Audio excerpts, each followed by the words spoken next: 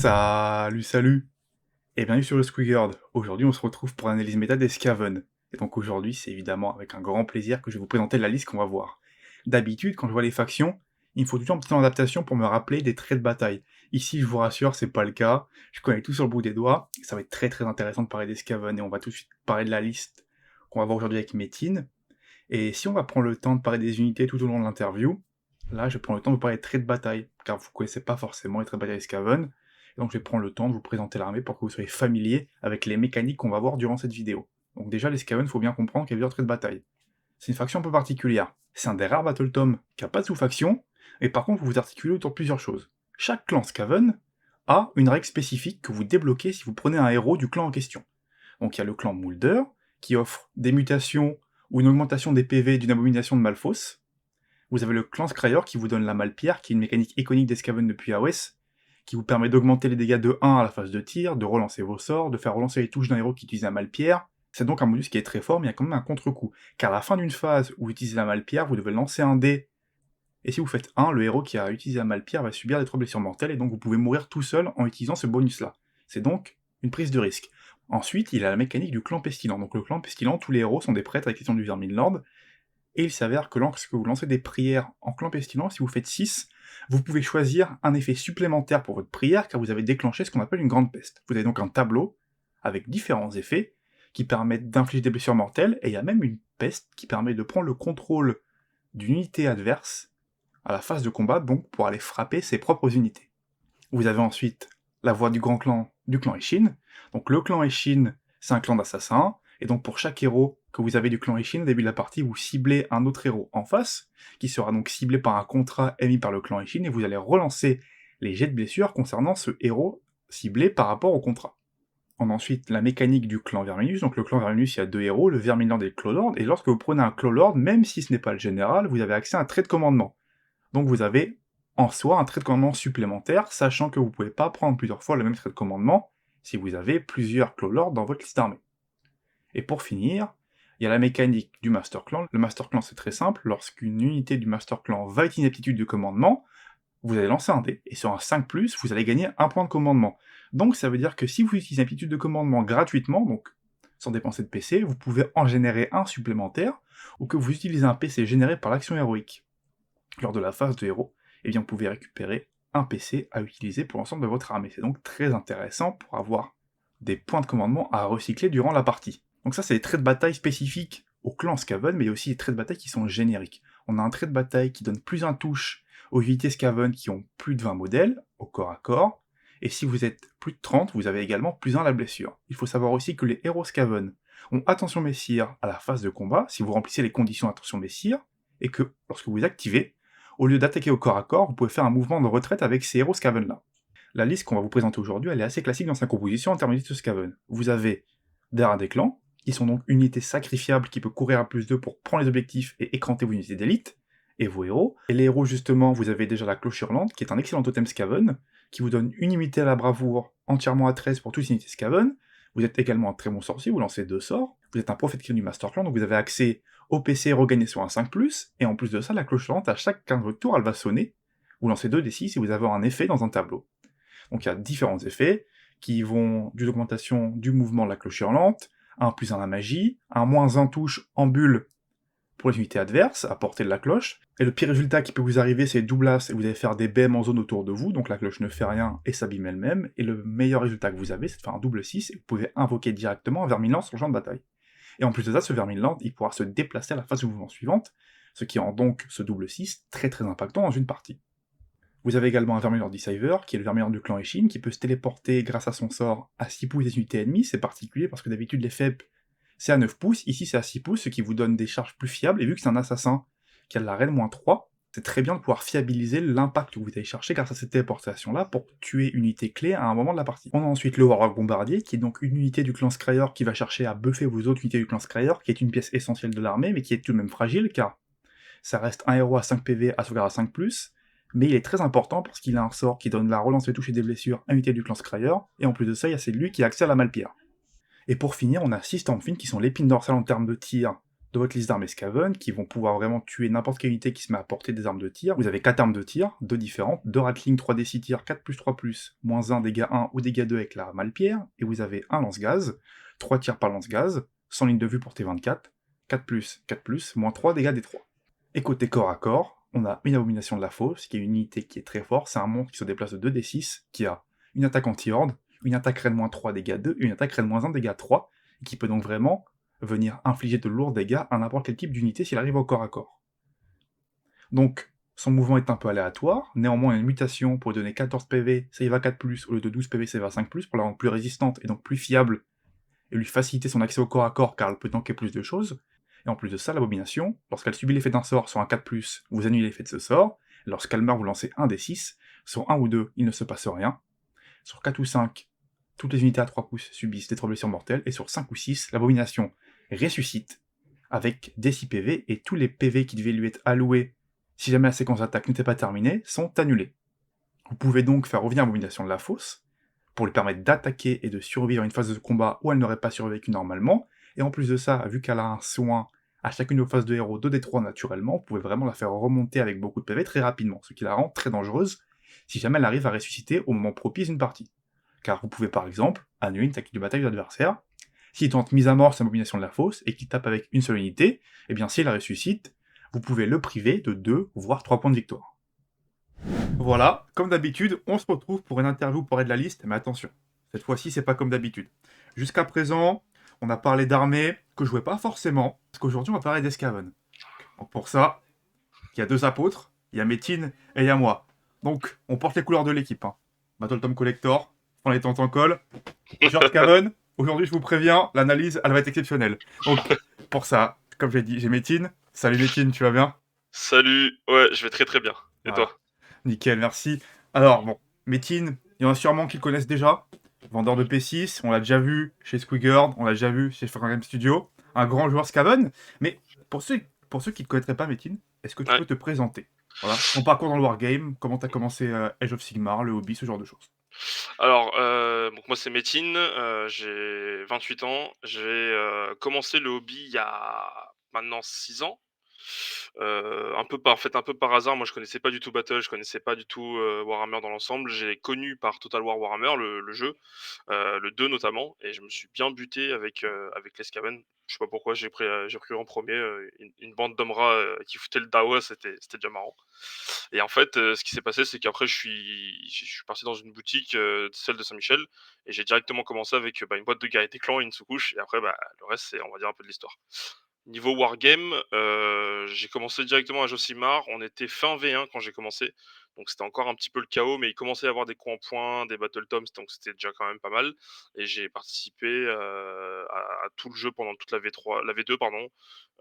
J'ai eu même un petit moment à vide après vers la fin de la V2 où ça m'a un peu saoulé, et là avec la V3, le moteur de jeu est tellement ouf que, bah, je m'y suis remis. Donc toujours avec les Skaven. Ok, parfait.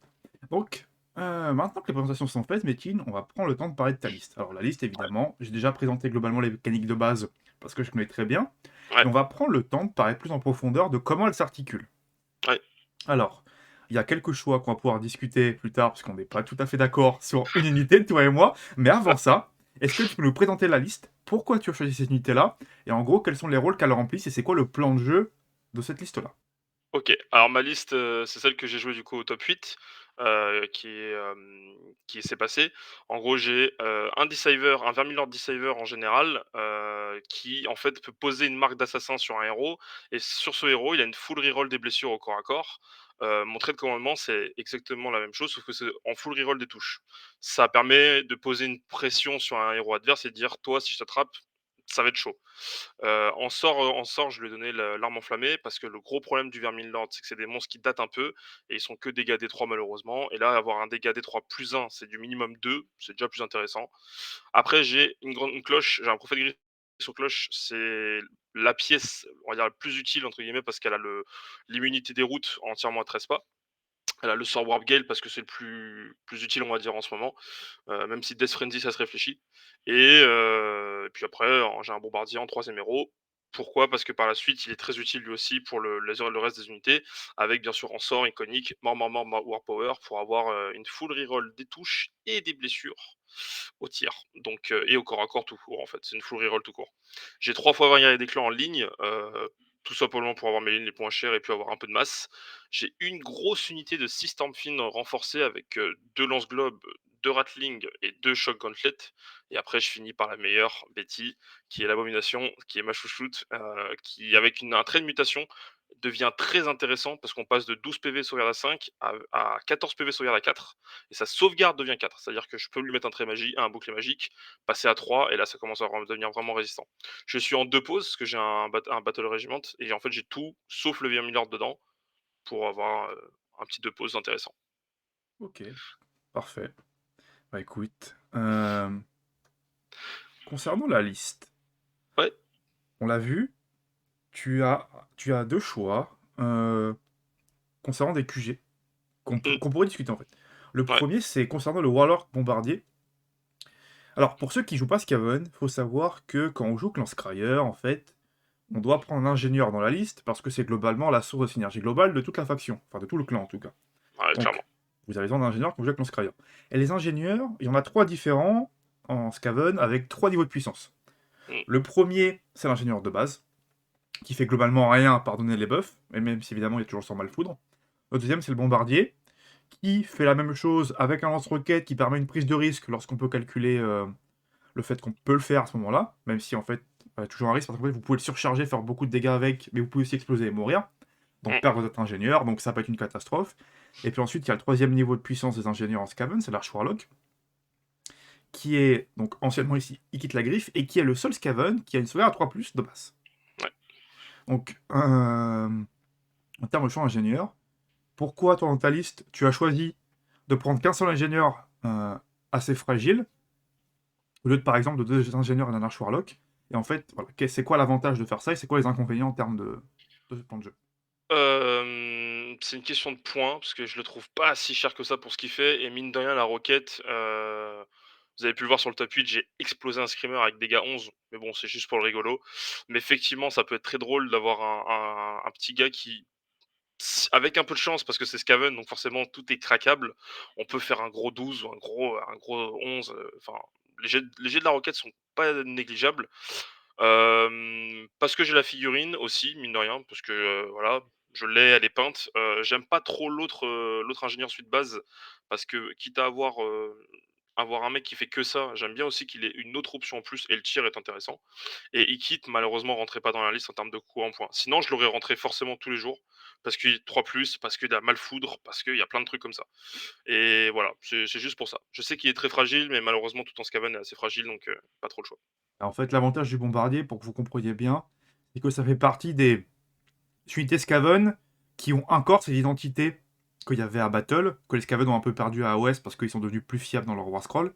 Mmh, C'est que vous avez la possibilité sur un craquage de retourner de partie de manière démentielle. Il ouais, faut bien comprendre qu'on parle d'un héros qui va coûter 120 points, 125 je crois, ouais, mais qui est capable, si vous avez beaucoup de réussite, de tuer une Terrorgeist, de tuer un Duc du Changement, de tuer un Buveur de sang.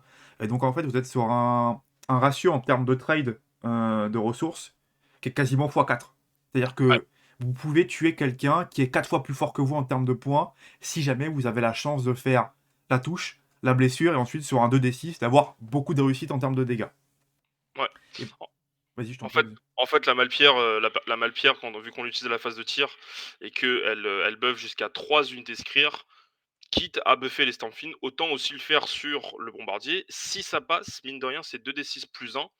Ça fiabilise les dégâts et franchement, moi, je le joue aussi pour le côté très fun, voilà, du Skaven, c'est que, bah, ça peut craquer, quoi. Ça peut craquer Ah et bah faire oui, clairement. c'est le délire, quoi. En fait, c'est comme le canon Malfoudre ou la roue infernale, c'est-à-dire que si ça passe Ouais. bien, c'est immédiatement catastrophique pour l'adversaire. Mais vice-versa, hein. Si vous Mmh. sautez vous-même, euh, c'est radical parce que quand t'as un seul ingénieur avec des Stormfiend et que l'ingénieur meurt, les Stormfiend, ils valent plus du tout leur coup en points. Ouais. Parce qu'en fait, la liste que Metin joue, globalement, toutes les unités sont indépendantes, c'est-à-dire que l'abomination fait ses trucs tout seul, le Verminland fait ses trucs tout seul, la Clochurland, faut la pousser, mais globalement, elle est là, elle fait ses bulles. Si vous avez des des bons sons de cloche, vous pouvez soit mettre des malus, soit avoir la magie un peu plus fiable, voire même invoquer un Vermilord. Donc voilà, elle se gère un peu elle-même tant que vous avez du monde à proximité. Les rats des clans, c'est des écrans. Donc ils font leur boulot d'avancer et de mourir. Et par contre, il y a une unité qui est pas indépendante, c'est les Stormfiends. Les Stormfiends, ils ont besoin de leur héros.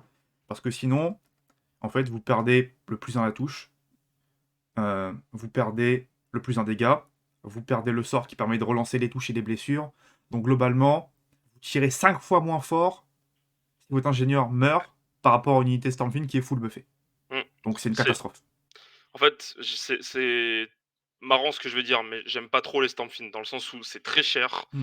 ça fait extrêmement mal, c'est sûr, hein, et encore, je trouve qu'il y a que les lance-globes qui font vraiment mal, parce que la Ratling, c'est que Ren-1 Ouais. techniquement. Donc avec les All Out Defense, il y a très forcément moyen de passer, les dégâts. Et en fait, c'est une unité qui a besoin d'être trop babysitée et je trouve que pour 630 points, puisqu'il faut les jouer par 6, hein, minimum, 630 points, ça commence à être trop, trop cher pour, être tout le temps babysité comme ça. Là, moi je les joue dans ma liste parce que c'était le top 8 et c'est ma liste de base que je traîne en ce moment et il me faut une grosse unité de tir parce que j'ai quand même 2 grosses unités de CAC. Il me faut du tir, mais me connaissant, j'aurais préféré jouer des vermines de choc, par exemple. Mm. Mais c'est plus une question de point de vue.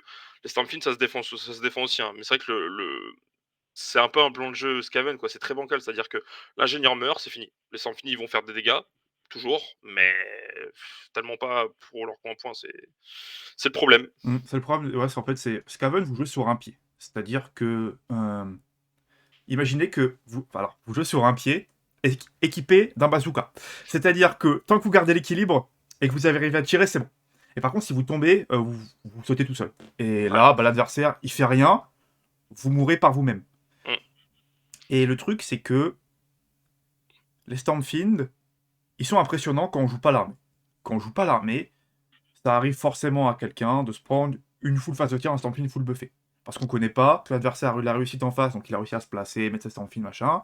Ou alors juste parce que il a eu un bon timing en termes d'initiative et donc il vous tire dessus.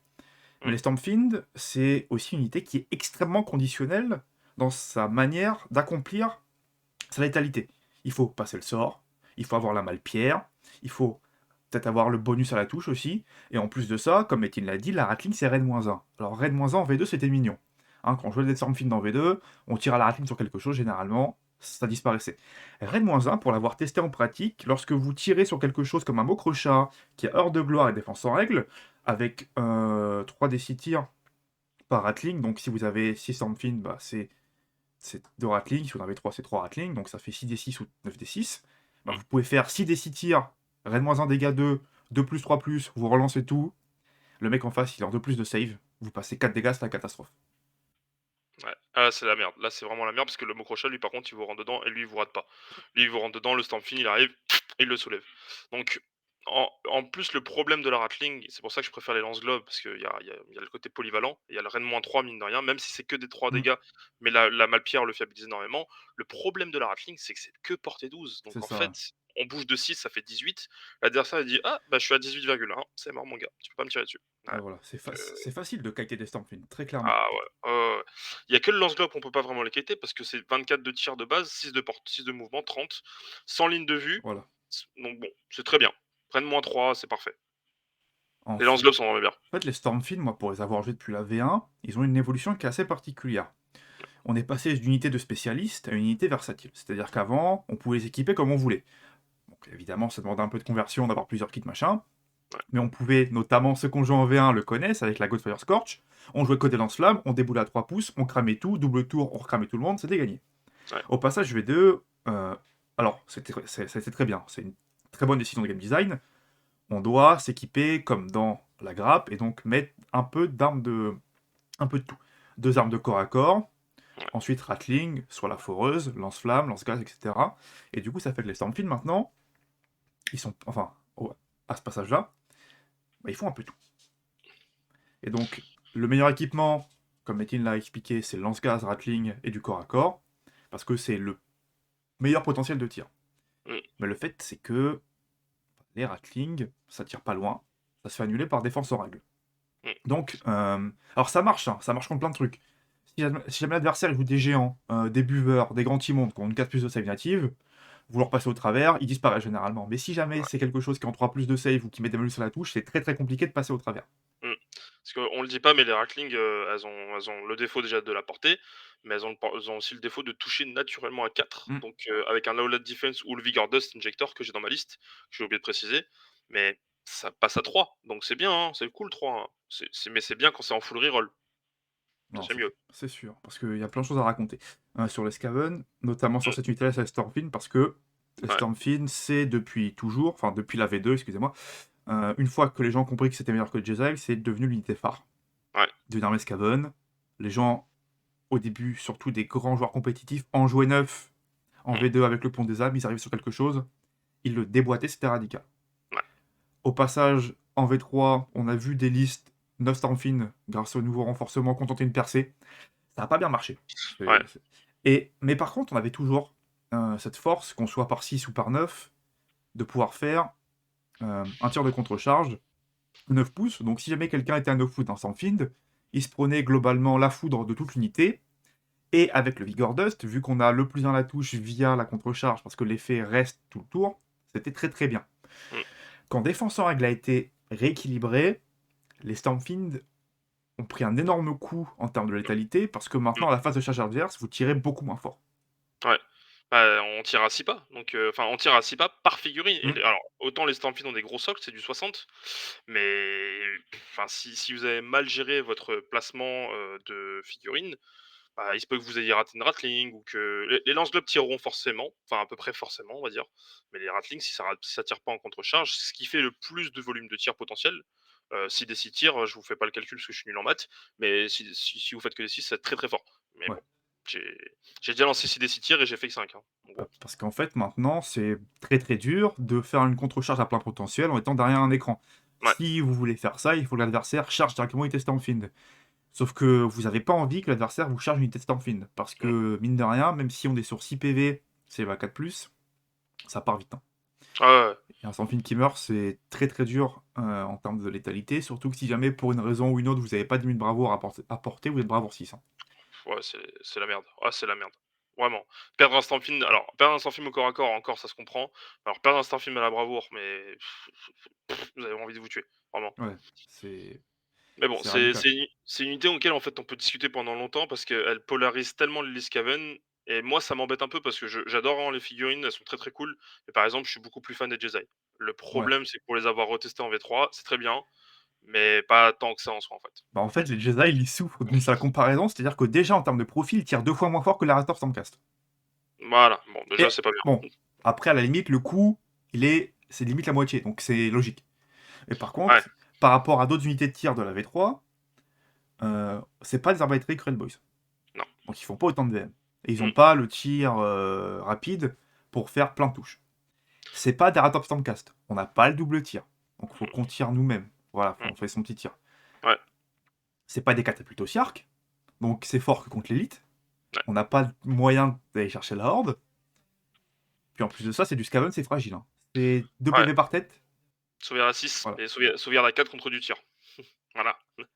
Mais en vrai, enfin, on peut tirer sur de la horde, mais c'est tellement gâché avec des Jesai parce que quand on leur met de la malpierre dessus, ça commence à être pas drôle, hein. 2 tirs par tête, 4+, les 6 font 2 BM, 3+ pour blesser, Ren-2, dégâts 3 avec la malpierre. On se dit: quand même, on peut se mater». En fait, pas tant que ça. Parce qu'il faut pas bouger pour avoir la reroll des touches. Ouais.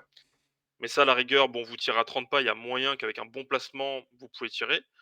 Mais du 4+, ça reste du 4+, hein. Même si vous mettez alors si il faut mettre un attaquant en règle, pour commencer à vraiment être intéressant. Mais vous voyez le nombre de ressources qu'il faut mettre? Plus un pour toucher, le dégât de la malpierre. Si vous voulez vraiment fiabiliser à fond, il faudrait mettre énormément War Power sur eux, pour avoir la reroll des blessures aussi. C'est beaucoup trop, c'est beaucoup, beaucoup Ouais. trop. Et puis avec les Jedi, il y a un truc qui est très très drôle, enfin qui est très très embêtant, c'est que quand on tire sur de la horde, on passe dégâts 3. Et donc Ouais, on se dit, bah, si tire dégâts 3, si j'ai de la chance que je passe tout, je peux faire 18 dégâts. Et globalement, sur une unité de horde, faire 18 dégâts, c'est quasiment la tuer. mmh, Sauf que vous êtes bloqué par votre propre aptitude de faire des 6 à, de faire des 6 à la touche et vous faites 2 BM à la place. ouais.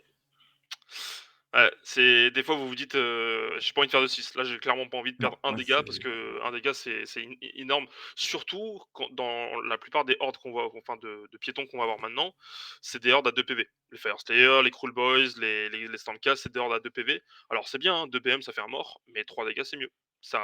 On commence à gratter le mec d'après, et oui. c'est mieux. En tout cas, voilà, le Stormfiend, c'est cool, mais c'est une unité que je joue parce que forcément, dans de la liste, il faut du tir et en Skaven, c'est une très bonne unité de tir.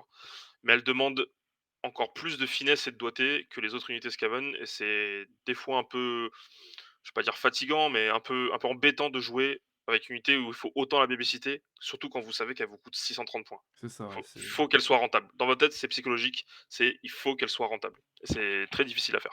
sur une unité qui est connue, il y a des mécaniques qui sont désormais contrables en V3, que ce soit via le fait de pouvoir sécher les héros qui sont derrière, ou juste d'annuler la létalité des Ratling via le combo bouclier mystique défense en règle de gloire. Donc c'est dur, ça c'est un Ouais. vrai coup dur. En plus Mmh. maintenant, euh, le jeu est devenu un peu différent de à l'époque où les Stampines étaient sortis, c'est-à-dire que maintenant, il y a une espèce de triangle des armes entre Ouais. les grosses raids, les grosses résistances, les feel no pain, et donc bah, les Stamplines, ils font ça moins bien que les autres, Mmh. C'est vrai. que c'est On se ca compliqué de s'en servir. on se casse la gueule face aux grosses rend, on n'a pas assez de dégâts bruts pour lâcher tellement de fin open que l'adversaire se dirait: «Ah merde, il va peut-être me sauter». Donc ouais, c'est une unité en fait qui a envie de viser dans le haut du panier, mais qui malheureusement va taper dans le milieu du haut du panier des unités élites et c'est dommage pour 630 points. Mm. Après, ça veut pas dire que je demande une réduction de points en points, parce que ça serait peut-être un peu peut-être pas ouf, mais j'espère vraiment que le BTV3 va leur redonner une petite superbe sur autre chose. Peut-être, je sais pas, une meilleure portée sur la Ratling, d'autres trucs. J'ai pas d'idée en tête particulièrement, mais faire en sorte que les Stampfin soient moins, dépendants, babysittés qu'un ingénieur derrière, quoi. Et puis même comme ça, force est de constater que si aujourd'hui c'est l'épine dorsale des trois quarts des Skaven, c'est pour une bonne raison, Mmh, et que si même vous allez... bon, c'est plus d'actualité parce qu'il est plus joué, mais si vous avez du mal à passer au travers Archaon, par contre, c'est une unité qui est un excellent barrage aux gens qui vont jouer des géants, et qui vont jouer des unités type même les porte-pestes ou les aurores mmh, roses. Si vous arrivez à tirer dessus, vous les charcutez avec des ratlings. ouais, Vous êtes dégâts d'eau, vous faites de la saturation dégâts d'eau Red-1. Les petites unités qui sont pas des unités résistantes, elles ne vont pas tenir la phase de tir. Et mmh, donc sur une phase de tir, suivi d'une deuxième phase de tir, peut-être sur un double tour ou sur une contre-charge, vous êtes capable de raser la moitié d'une arme avec des stands fines. Attention, hein. C'est une mmh, unité qu'il faut respecter en termes de portée de menace, parce que sinon la punition elle peut être extrêmement létale si jamais il s'avère que le joueur qui joue le Stormfiend est en mesure d'appliquer tous les bonus qu'il peut appliquer sur l'unité. mmh. C'est vrai, c'est vrai. Non, je suis d'accord. C'est une très bonne unité, mais voilà, elle demande, comme je disais, du placement, du doigté, et de la pratique, parce que clairement, elle est pas facile à jouer. Ah, bah, en fait, elle a besoin d'un soutien, et Mmh, c'est pour ça qu'on joue d'autres unités autour qui peuvent l'aider. Donc déjà, elle a des clans qui sont... bon, de toute façon, les des clans, vous êtes obligé de les prendre. Mais c'est un très bon écran pour les Stormfiend, vous les mettez derrière, et ça les protège très bien. Et surtout, vous avez aussi besoin d'unités qui peuvent prendre les flancs. Et des unités qui prennent les flancs, Skaven, on en a plein. Metin, il en joue deux. C'est pas forcément que celle moi j'aurais joué, mais c'est Metin, il en joue deux. Parce que l'abomination, j'aurais joué. ouais, L'abomination, c'est un must-have en Skaven, surtout depuis qu'on peut la muter avec le supplément Kragnos. C'est un monstre qui coûte rien, donc déjà c'est un monstre en V3, c'est vital. C'est un monstre qui coûte rien, qui est capable, sur une charge, de tuer à la fois de la Horde, mais aussi de l'élite, de manière non discriminée. C'est-à-dire que tous les profils d'armes de l'abomination gèrent tout. Elle a la même aptitude que Dragon Stormcast, c'est-à-dire que lorsqu'elle subit un sort sur un 4+, elle subit pas l'effet. Donc si vous voulez la tuer, il faut la sniper au tir ou arriver au corps à corps dessus. Et quand elle meurt, sur un 5 ou un 6, elle ne meurt plus. Donc c'est très très lourd à gérer pour l'adversaire, et généralement, lorsqu'il arrive à la tuer, il a utilisé plus de points que l'unité en valet. Donc c'est toujours à votre avantage si jamais vous avez réussi à taper au moins une fois. Et si ouais. en plus de ça, derrière, elle les suscite, bon alors là, elle peut contre-attaquer, elle se soigne d'elle-même de D3, elle peut passer à 9 PV si vous êtes chanceux, 9 PV, elle est quasiment full profil. Sur ça, la partie, elle est finie. Alors ça, c'est une des forces des clans, ça, c'est une des forces du clan Boulder, c'est un clan qui est récursif, l'abomination, bah, c'est bien la preuve de ça, parce qu'elle peut revenir se soigner, Mmh. et sur un bon timing d'enchaînement des tours, vous pouvez facilement continuer à jouer avec. Et la deuxième unité que Metin joue pour prendre les flancs, c'est le Vermilord Deceiver. Metin, est-ce que tu peux nous parler un peu de ton Vermilord? Alors on n'est pas d'accord, lui et moi, mais c'est parce que moi, en fait, je suis très fan des Vermilords en général. Le problème, c'est que maintenant, les Decivers sont enfin les Decivers, mais les Vermilords en général, coûtent trop cher pour ce qu'ils font. largement trop cher pour ce qu'ils font. Le Deceiver, c'est 345 points. C'est immense. Je veux dire, Orgoth en Nurgle, il coûte beaucoup moins cher et il tabasse beaucoup plus. Enfin, c'est horrible. Mais après, j'aime pas comparer entre factions. Mais moi, pourquoi je le joue, c'est que j'aime bien le combo d'avoir une arme enflammée sur cette unité. Parce que dégâts 2 qui peuvent monter à dégâts 3 ou dégâts 4 selon le D3 que tu fais, mine de rien, sur un système de craquage un peu à la Skaven, c'est très fort. Le problème, c'est que ça dépend de 2 sorts et ces 2 sorts-là, il peut les passer, il y a pas de problème, hein. Vous les mettez près d'un New Hall et c'est des sorts qui passent sur du 4 à chaque fois. Donc ça va, ça passe. Avec un +1, c'est pas de problème. Mais comme dans ma partie, s'il rate sa charge, eh bah, c'est la misère. Parce que derrière vous êtes en plein dans la pampa. Un Vermilord, ça a pas autant de points de vie qu'un monstre de normal. Je veux dire, ça a que 12 PV, ça se sort, hein, 12 PV, sauvegarde à 4, même s'il a une ward à 5. Vous le mettez en heure de gloire, OK, il est à 3, mais bon, c'est pas non plus foufou. L'avantage qu'il a par contre le Saver et aussi pourquoi je le joue, c'est qu'il a constamment -2 pour être touché au tir. Et un truc qu'on n'oublie pas, c'est que même si les bonus-malus ne se stackent qu'à +1 ou à -1, les les malus s'effectuent quand même. C'est-à-dire que vous êtes bien à -2.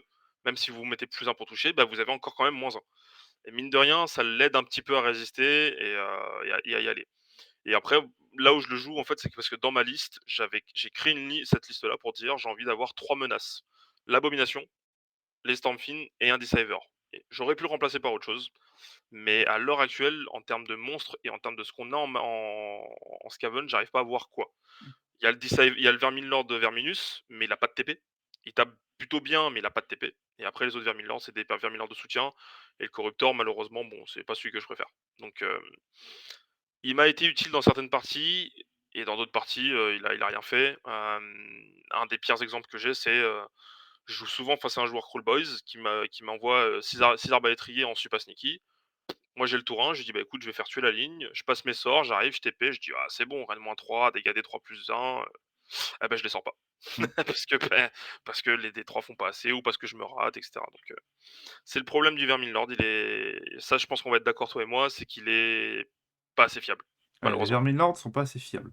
Mmh, Et en fait, alors Metin vous a expliqué le pourquoi faut jouer des Vermilords. C'est quoi les points forts? C'est des monstres, c'est des ouais, sorciers, ouais. et bon, pas tous, mais généralement, ils ont des capacités, voilà, des bons sorts et des capacités de tuer. Alors maintenant, je vais vous expliquer pourquoi moi, personnellement, je vous déconseille de jouer les Vermilords. Parce que, un, et comme Metin l'a dit, ils sont beaucoup trop chers, et parce que ils payent le fait d'être indépendants de manière assez cruelle. C'est-à-dire qu'il faut bien comprendre que les Vermilords, déjà, premièrement, il n'y a aucun Vermilord qui synergise les clans qu'on joue en Skaven en ce moment, c'est-à-dire le clan Skyver et le clan Moulder. Mmh, Et qu'en plus de ça, les Vermilords des autres clans, à l'exception du Vermilord Dwarfseer, qui a ouais, été salement nerfé au passage à V3, ils apportent peu ou pas de bonus. Ils apprennent pas les sorts de Battle Tom. Les sorts qu'ils lancent, globalement, ils sont souvent anecdotiques, parce que soit ouais. ils ont une portée courte, ou soit parce qu'ils ont des conditions qui font que c'est compliqué de tout mettre en place. Et aussi, tout simplement, parce que les Vermilords, à l'exception de un qui est le Vermilord de Saver, si vous n'êtes pas hors stat en votre faveur, vous tapez comme un misérable. Ouais, Même clairement. le Vermilord du clan Verminus, si la dague ne passe pas sur une blessure à 6 pour passer dégâts 6, en fait, il tape pas fort.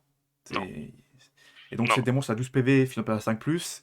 Aujourd'hui, vous vous faites attraper par un Magot Lord, un buveur de sang, un gardien des secrets, un grand immonde, par Bellacore, par une Mokrocha, par Condis, par les Stormdrake Guard, vous vous faites découper en deux.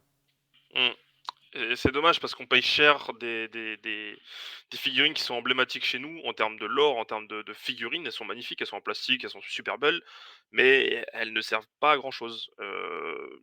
Il y a des sorts qui sont intéressants. Je veux dire, la TP du Verminlord, moi je m'en sers beaucoup sur lui-même, mais il peut TP un autre héros. Donc c'est toujours intéressant, c'est Mm. une option de jeu qui est intéressante. Le sort du Verminus est très bien parce que c'est une Dreaded Death Frenzy, c'est-à-dire que c'est une Death Frenzy, mais sur D3 unités. Si on joue des packs de Verminlord, Vermines de choc ou des abominations, on peut mettre D3 unités qui, quand ils vont taper, enfin, vont mourir, vont taper. Mais est-ce qu'on a envie de payer 300 et quelques points pour un sort? Non, clairement pas. Non, Clairement, c'est... clairement pas. Parce qu'en fait, si vous voulez, si vous êtes prêt à payer plus cher que ce qu'un combo vaut, vous allez jouer un Vermilord. Parce qu'il y a des trucs qui sont super intéressants avec. Déjà, comme Metin l'a dit, vous pouvez téléporter un héros. Donc ça veut dire que vous êtes en mesure, en face de héros, de buffer vos Stormfiends avec la magie, de les de téléporter votre ingénieur à la phase de héros, et ensuite de faire sortir Stormfiend près du New Hall où vous avez téléporté le héros, et donc d'être à portée d'unité de tir, d'être à portée d'unité sur que vous pouvez tirer, et comme vous avez téléporté le héros, vous avez fait votre bulle avec la Malpire, et donc vous êtes dégâts 2. Alors que Mmh. normalement, si vous sortez d'un New Hall avec des Stormfiend, bah, ils sont pas dégâts 2, à moins d'être assez proche du New Hall pour courir, machin, mais du coup, ça veut dire que votre amplitude prend en compte le mouvement du héros qui court à 6, ou même qui court à D6, et donc vous n'allez pas très loin. Là, vous pouvez vraiment vous projeter. Ouais. Si vous jouez le Vermilord du clan Verminus, si vous avez un prophète gris à côté, que vous passez les 2 sorts, vous pouvez faire en sorte que si jamais quelqu'un vous charge une unité de moine de la peste ou de vermine de choc, lorsqu'une figurine va mourir, elle va taper pas une mais 2 fois. Parce que Ouais. les effets de 2 sorts s'appliquent. Mmh. Ça a été Le... faké, ouais, effectivement. Mais le truc c'est qu'en V2, enfin pardon, le truc c'est qu'en V3, on peut pas taper plus de 3, on peut pas taper plus de 2 fois. Donc ça veut dire que ça ne sert que dans l'optique où l'adversaire vous charge et donc que vous n'êtes pas activé l'unité avant. Ouais. Voilà. Il y a le Vermilord Warpseer. Si le sort passe à chaque tour, vous pouvez loquer une unité ou sniper un héros à pied. Avec son amplitude de commandement qui fait 10 000 bravoure sur toute la table, quasiment, c'est une bulle entièrement à 24, ça à prendre en compte, surtout qu'il génère un PC. Ça permet d'avoir un peu plus de ressources à utiliser. Moi, Mmh. Vermilord Warpseer, personnellement, j'aime bien le jouer de temps en temps, parce que si vous jouez Cunning, qui est un trait de commandement pour voler un PC, sur un 6, vous pouvez voler 1, 2, ou même si vous êtes chanceux, voler tous les PC de l'adversaire. Donc, l'empêcher de jouer au niveau des points de commandement. Mmh. Vous pouvez réduire une unité avec la Maltempête en usant des BM et en divisant ses courses et ses charges par 2, ça l'empêche de venir vers vous, ça vous protège, c'est très bien. Et en plus, si vous jouez plein d'unités qui sont sensibles à la bravoure, comme les rats des clans, les rats ogres ou les vermines de choc, vous faites votre grosse bulle et vous immunisez tout le monde. Ouais. Donc ça Non, reste elle quand est même des unités qui sont intéressantes à jouer. mmh. Mais c'est triste à dire, les vermines lords, là où on les préfère, c'est quand on les joue pas et qu'on les invoque à la cloche hurlante. Ah ouais, tellement. Quand ils coûtent 0 points, ils sont super rentables. Ah, quand il coûte 0, tu content de l'avoir, tu content de l'avoir amené dans ta mallette et pas pour rien. Mais clairement, hein, clairement. Mais si Et c'est pour jamais... Ouais, vas-y, Métis, continue, je t'en prie. mais c'est pour ça que je suis d'accord avec toi. Le Warpseer, il faudrait peut-être le retester à la rigueur. Il a l'air d'être bien dans une optique support, mais quitte à avoir un mec qui te fait du soutien avec une immune des routes, autant jouer la cloche pour moi. Ouais. Vraiment. La bulle est plus petite, c'est entièrement à 13, mais le socle de la cloche est quand même mine de rien assez grande. Je sais pas exactement combien, mais tu un bon diamètre de plus. Donc franchement, en plus c'est moins cher. Donc voilà, c'est parfait, tu économises des points. Donc Voilà. malheureusement, les Vermilord, j'espère sincèrement que si un BTV3 arrive, rapidement ou non, que les Vermilord regagnent de la superbe, qu'ils gagnent plus de points de vie. Enfin, faut au minimum qu'ils soient à 14. Bah Je en comprends fait, pas quand on pourquoi. voit comment les grands Timondes sont devenus, comment les keepers à l'époque de la V2 sont devenus, comment même les Magotlords sont devenus, ou même des trucs comme les nouveaux Les Dragons Stormcast, les Magmadroth. ouais, les Magmadroth aussi, bah Mmh. on espère que les Vermilords vont devenir pareil, parce que là c'est très intéressant. Et avant qu'on passe au match-up de ta liste, ce que tu considères positif ou négatif, on Ouais. va juste vous faire un disclaimer très important. Si jamais vous voulez jouer le Vermilord nommé, s'il vous plaît, abstenez-vous. Oh non! Oh non! Je l'avais oublié tellement il était Ça vient de me revenir, abstenez-vous. il existe lui? Oui, oui, absolument. Ah, Non, mais ouais, lui, il a pas de trait de cope à l'artefact. Euh, il synergise avec personne, il tape pas au corps à corps, pitié, jouez autre chose. non, Jouez non. Tankol. Jouez Tankol. Ouais, ouais, clairement. C'est vrai qu'on n'a pas parlé de Tankol, mais le Vermilord nommé, on m'a posé la question une fois en boutique, on m'a dit: «Ouais, mais les Skaven, ils invoquent pas, nin et tout». Je croyais qu'ils invoquaient des guerriers des clans. J'ai dit: «Si, si, Ah ouais. il y a un mec qui le fait, mais il est jamais là. C'est le mec qui est tout le temps absent». Ah non, lui, faut pas le jouer. La figurine est jolie, c'est dommage. En plus, j'aime bien, il a alors, le seul truc que je trouve intéressant sur lui, c'est qu'il peut, s'adapter par rapport au clan, vu qu'il connaît tous les maîtrises de clan techniquement. Il a, soit il peut passer en Scryr, soit il peut passer en Eschine, et cetera et Ouais, tout. mais ça lui donne pas les mots-clés, c'est ridicule. En Mais plus, le non! pire, c'est que il y a des Ouais, bonus. En fait, si vous voulez, vous pouvez choisir une voie de clan pour ce héros-là à chaque phase de héros. mmh, Le truc, c'est que, un, ça vous donne pas le mot-clé. Donc, bah, c'est triste. Parce que pour jouer en monoclan, il faut être votre général. Mettre un général en nommé, c'est triste. En plus, lui, ouais, il est pas Warlord. Hein. Il est pas général, il est pas général. Hein. mmh, Euh, et vous avez des bonus de clan. Voilà, vous avez des plus 1 au cast, augmentation des dégâts, augmentation de l'arène, du soin. Et ça paraît cool sur le papier. Sauf que vous pouvez utiliser chaque voie des grands clans qu'une seule fois par bataille. Donc si jamais vous avez rien à faire à un tour, bah, vous devez cramer une voie des grands clans que vous aurez aimé garder pour plus tard, ou même réutiliser. Hein. Je veux dire, jusqu'au moment où vous arrivez au corps à corps, vous voulez faire la voie des grands clans du Master Clan pour avoir plus 1 au cast, et ensuite passer en Scryer ou en Moulder pour taper plus fort. Hein. Ou en Pestilent, pardon, en Moulder c'est le soin. ouais. Donc Mais voilà. il est en fait, la règle, je la trouve intéressante, la mécanique est intéressante, mais c'est nul à chier, en fait, Ouais, c'est bah, malheureusement. non, mais c'est pas que c'est nul à chier, mais faut tempérer, mais le pauvre malheureusement, bah, il coûte le même point que les autres Vermilord. À Ouais, la manière de Chalaxy, vous allez pas vous encombrer d'une version nommée qui peut pas mettre de trait de code artefact, alors que vous avez des versions génériques que vous pouvez buffer et qui vont ouais, non, dépendre plus facilement des autres clans. non, ouais, clairement pas. Je veux dire, même enfin, il est nommé. À partir de ce moment-là, il y a pas de personnalisation. Je veux dire, moi, mon Vermilord dans ma liste, il a au moins un trait de co, on va dire, qui va avec mon optique de jeu. Il a pas d'artefact parce que je l'ai mis sur ailleurs, mais il aurait pu en avoir un. Voilà, c'est déjà ça. Bah, typiquement, Malheureusement, le les Deceiver, on peut le considérer comme sous-optimal, mais il n'empêche que si vous le jouez avec le trait de commandement, le trait de commandement Métine, mmh, il fiabilise beaucoup la létalité. Mais ouais, moi, j'ai joué contre un adversaire qui est un joueur lyonnais, ou alors au moins du sud, hein, qui s'appelle Capuche, contre lequel j'ai joué à la Malmoulbâche. Et lui, il jouait Scaven. Il avait aussi un Vermilord Deceiver. Et pour le coup, il avait fait en sorte que son Vermilord soit rentable. Et force est de constater que ça fonctionne très bien lorsqu'on met les ressources en conséquence, parce il avait mis premièrement le trait de commandement Maître des Ombres. ouais, Donc, s'il était à 1 pouce d'un décor, vous ne pouvez pas le cibler à la magie au tir si vous étiez à plus de 6 pouces. mmh, Donc, déjà, vous pouvez plus le sniper. ouais, Donc, vous devez arriver au corps à corps. Sauf que, ça, il l'avait prévu. Il avait mis l'artefact, le Shadow Manet Trinket, qui permet d'activer au début de phase de combat. C'est-à-dire qu'à la manière de. Sauf que les Scaven, pardon, il faut que je précise, les Scaven, au lieu de s'activer, quand il s'active en phase de combat, au lieu de taper, il peut faire une retraite. Donc c'est-à-dire que ce héros-là, son Deceiver, il choisissait, comme en Fred, il choisissait son combat. Il était en mesure, lorsqu'il se faisait charger, soit de considérer qu'il pouvait sécher le héros qu'il avait chargé en unité d'un seul coup, mmh. et donc de la tuer, soit juste de partir. Ouais, c'est intéressant. J'aime bien le combo, c'est intéressant. En fait, ce trait de co là, moi je l'avais déjà vu, je l'ai déjà testé.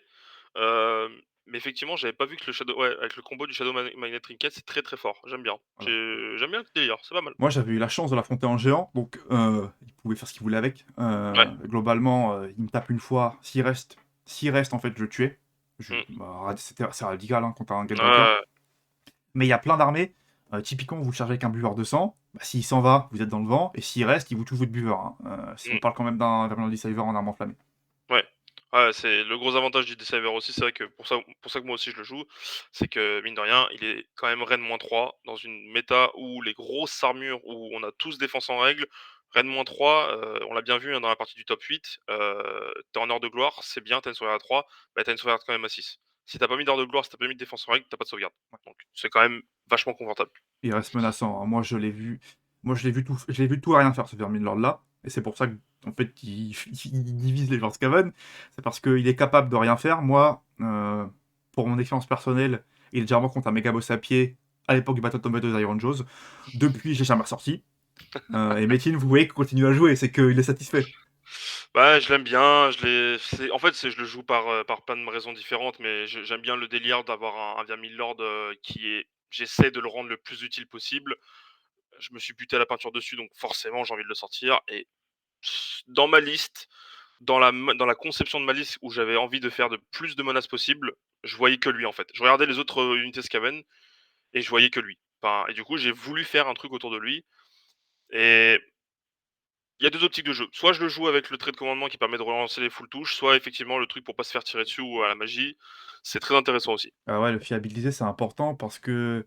Alors, on a un peu cruel avec l'armée parce qu'on la joue depuis longtemps et qu'on a les ficelles, mais il faut bien comprendre dans Skaven, euh, si vous êtes hors stat, vous êtes meilleur que les autres lorsqu'ils sont hors stat. Ouais, Parce que largement. l'armée elle est remplie de tirs, charges, mouvements et dégâts aléatoires. Et si Mmh. jamais bah, vous les passez dans la fourchette haute, vous faites très mal. Hein. Je veux dire, Ouais, quelqu'un qui va tirer avec sa Ratling sur l'extension de l'équipe d'armes et qui va faire que des 4, 5 et 6, le volume de tir est démentiel. Quelqu'un ouais. qui fait son Deceiver et qui lance ses 4 des 3 dégâts et qui fait que des dégâts de 3 avec l'arme enflammée, alors ça fait super mal. Ouais, tu touches beaucoup de trucs. Mais c'est pour ça qu'on aime aussi jouer Skaven, j'imagine toi et moi, c'est que on a ce délire de se dire: «On est un petit peu en dessous de les autres en moyenne vraiment tranquille, mais que si les dés sont un peu avec nous et qu'on a vraiment la bénédiction du raccordu, putain, mais on peut faire des Voilà. trucs de fou». J'ai une équipe d'armes de lance-flammes qui a déjà sorti, un pack entier de Guthrie Pass juste parce que à la surcharge, j'ai fait que des 4. Donc Puis ça finit. En fait, le truc, c'est qu'il y a tellement de choses. Enfin, lorsque vous faites votre liste de manière un peu particulière, sauf si vous connaissez Stormfiend, évidemment, ça n'arrivera pas. Mais si vous avez des roues infernales, des abominations de la fosse, des ratlings, des lance-flammes, vous avez tellement de jets où vous dites à l'adversaire écoute, si là j'ai de la chance, je peux être l'unité, bah vous faites tellement ça souvent qu'à un moment donné, ça va passer. Ça doit passer. C'est. Voilà, c'est. c'est stats, ça doit passer à un moment donné. Enfin, je veux dire, j'ai déjà vu des canons, se faire surcharger, dire, «Bon, bah, là, si je fais un 1, tu prends 12 BM. Oh, tiens, j'ai fait 1. Bah, je vais quand même lancer les dés pour voir si je prends pas de dégâts, mais tu viens de te prendre 12 BM». Parce «Ah que, ouais, mais moi, j'ai pas de ward». «Bah, ouais, bah, tu prends 12 BM, c'est tout».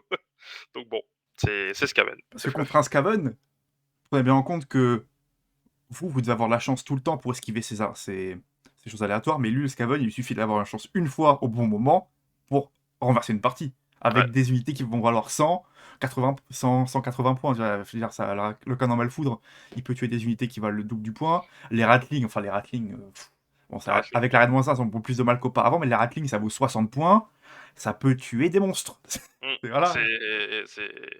c'est pour ça qu'on aime jouer Skaven aussi avec à Age of Sigmar parce que ça, couplé à l'initiative, ça peut des fois créer des scénarios un peu marrants et je trouve que c'est l'armée qui n'est pas frustrante. Parce que, OK, l'adversaire, il a chaté sur un moment clé, mais c'est un moment clé.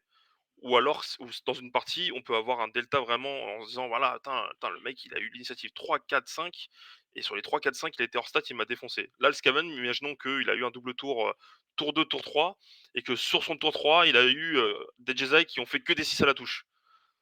Ah, Voilà, c'est fini.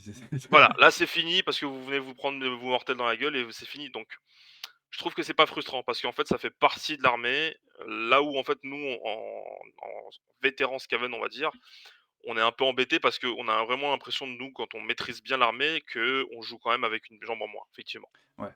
Et quand vous tombez en Skaven, vous savez pas vous relever, c'est pas possible. Ouais. Et du coup, compte tenu de tout ce qu'on a dit, Métine, aujourd'hui, pour toi, en Skaven, au moins avec la liste que tu joues, Mmh, c'est quoi les match-ups que tu peux considérer comme agréables à jouer, donc qui sont positifs, et au contraire, ouais. les match-ups qui sont négatifs et qui sont très compliqués à appréhender, en fait?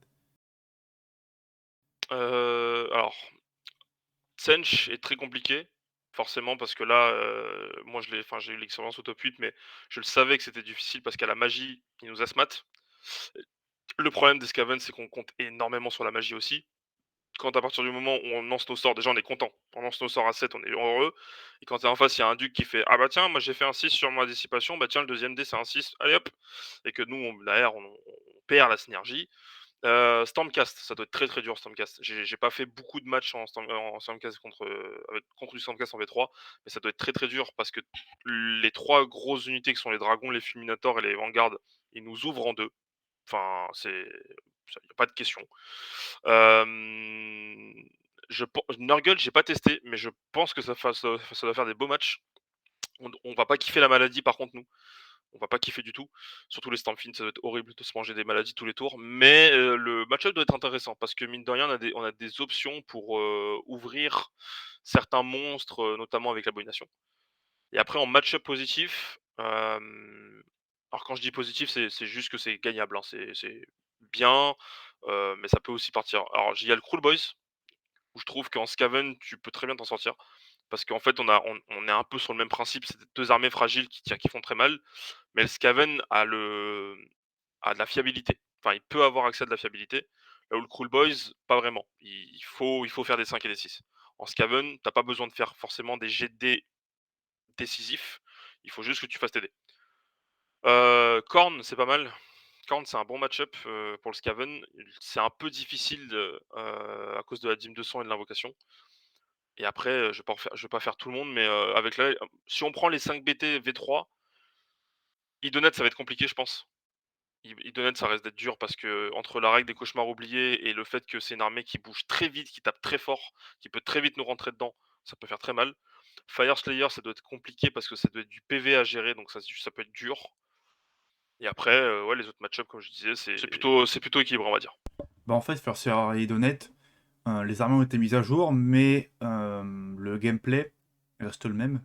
Idonnet, c'était déjà imbuvable, Mmh, parce que bah, lorsque vous jouez Stormfield, vous êtes une armée de tir, Et les idonettes, les armées de tir, ils les mangent. Ouais. Si en plus vous êtes une armée de tir fragile, bah, vous vous faites soulever par un idonette, hein. À moins d'avoir beaucoup de réussite, attention. Parce que vous pouvez toujours tuer les murennes, ensuite avoir les choses au corps à corps et pour les attraper au bon moment. Je pense que le King, avec le nouveau Treadco, le nouveau Treadco là qu'ils ont montré, où il peut se considérer tour 2 en marée haute avec la potion et cetera et tout, il rentre dans un pack de Stampede, il l'enlève. Il y a même pas de question. Donc, il y a vraiment des je sais pas si sur toutes les factions, je pourrais vous dire tous les matchs positifs et tout, ce serait trop long, mais il y a des listes où le Skaven se débrouille bien. Il y a des match-up où le Skaven se débrouille bien et sur les 5 BT qui sont déjà sortis, je pense que là où il y a match, il y a le Nurgle, je pense. Nurgle, c'est lent, ça doit poser son jeu, donc ça nous laisse à nous aussi le temps de poser le nôtre. Par contre, faut pas se faire attraper parce que le grand Timon, le Orgoth, il te rentre dedans, il t'enfonce et la maladie fait très mal. Donc voilà. Et puis après, ouais, Fire Slayer, je sais pas. Idonett, ça va être dur. Fire Slayer, je sais pas. En fait, le truc, c'est que pour être un peu plus global, comprenez bien que les Skaven, c'est une armée qu'on peut considérer comme une armée de tempo. C'est-à-dire que vous avez des choses à mettre en place pour pouvoir réussir à gagner la partie avec vos conditions de victoire. Donc si jamais l'adversaire a les outils pour vous empêcher de faire ça, c'est une catastrophe. Ouais. Les Stormcast, par exemple. Les Stormcast, euh, Chaud. vous jouez à pierre, papier, ciseaux, sauf que lui, il a la pierre, la feuille et le ciseau. C'est-à-dire que les Raptors, tu vos héros, les dragons, tu vos écrans, les simulateurs, tu vos Stormfiend, la partie, elle est finie. Mmh. L'abomination, elle se fait attraper, elle se fait ravager. Et le Vermilion Deceiver, il peut faire tout ce qu'il veut contre ces unités-là. Lui, pareil, il va se faire fusiller. Il peut se faire fusiller, donc c'est très très dur. Il peut aller choper les Raptors, mais déjà, le tir de contre-charge va lui faire déjà très mal. Et puis après, s'il est fini pas au corps à corps, bah c'est fini quoi. Et puis c'est sous couvert qu'il est en vie pour pouvoir le faire, hein. Oui, oui, oui, oui, Voilà. bien sûr. Ouais. Et donc voilà, Stormcast, c'est très compliqué parce qu'il a tous les outils cumulés pour vous gérer. Alors, Mmh. il n'a pas de dissipation, mais par contre, il vous tue toutes vos unités claires. Mais Ouais. comme il veut. Dans l'ordre qu'il veut, il a le choix. Mmh. Tsinch, c'est compliqué parce que les horreurs, si vous jouez des lance-gaz, bah vous les tuez pas. Mmh. Enfin, à la Ratling, c'est long, c'est fastidieux. Puis en plus, vous avez Ouais. pas. Vu que vous avez plus aucun fibrillateur parce qu'il vous dissipe tout, c'est super dur. Cruel Box, tu l'as dit, c'est simple parce que tu tires plus inclus en fait avec les lance-gaz, donc tu peux faire ce que le Skaven généralement aime pas qu'on lui fasse, c'est-à-dire tuer ses unités clés, machin, que ce soit les héros ou les arbalétriers. Mmh. Et donc en fait, lorsque vous jouez contre une armée en Skaven, cherchez à savoir s'il est en mesure de tuer votre ingénieur. C'est l'indicateur le plus important pour savoir si un match est compliqué ou pas. Ouais. Parce que quand l'ingénieur meurt, vous tirez de manière beaucoup moins importante. Mmh. C'est moins fiable, ça fait moins de dégâts. S'il est en mesure d'ignorer vos Stormfiend ou de les tuer très rapidement avec une Fast Strike, bah, c'est compliqué. Ouais. S'il peut vous dissiper vos sorts, c'est compliqué. Donc toutes ces choses-là. On est sur une armée qui a besoin d'énormément de buffs en fait. On compte énormément sur notre magie, mais on a, comme je le disais dans le débrief de ma partie top 8, on est une armée qui compte sur de la magie, mais on n'a pas de bonus. On Mm. n'a pas de bonus de lancement, sauf si on est collé au New Hall. Si on est collé au New Hall, ça veut dire qu'on n'est pas forcément en portée d'aller attraper des objectifs, de scorer. Et on a besoin de scorer, mine de rien, en V3. On a besoin surtout que le système de scoring il est très important. Donc pas de bonus. On est dépendant de la malpierre, mais bon, relancer un jet de sort, c'est bien, mais si tu l'as relancé si tu le passes, c'est que l'adversaire te le dissipe même avec la reroll. Non seulement tu t'es fait dissiper ton sort, mais en plus, si tu j'attendais que tu fais un 1, tu t'es pris des 3 mortels. Donc c'est une armée qui a besoin d'énormément de buffs, énormément de synergie et on est trop dépendant du bon vouloir d'aider, mais ça c'est normal, et surtout de comment l'adversaire va contrer notre tempo. Parce que si on a tous les armes en main, vraiment on a tout, on peut faire très très très très mal. Stormfiend, ça peut sortir pas mal de trucs. L'abomination, bah ça tabasse de fou. Et après on n'a pas parlé d'autres unités, mais par exemple je sais que toi t'aimes bien les Raogres, moi j'aime beaucoup les Vermines de choc. Parce que même si c'est que Rennes-1, tu as une saturation énorme de dés. Tu peux lancer, avec un Claw tu peux les buffer à 3 attaques par tête.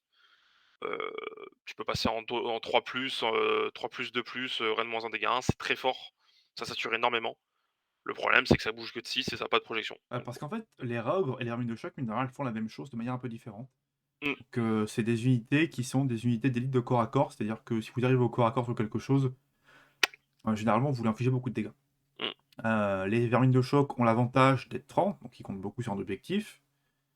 Ils ont l'avantage d'être plus fiables sur la touche et la blessure. Ils sont plus facilement buffables avec leur héros.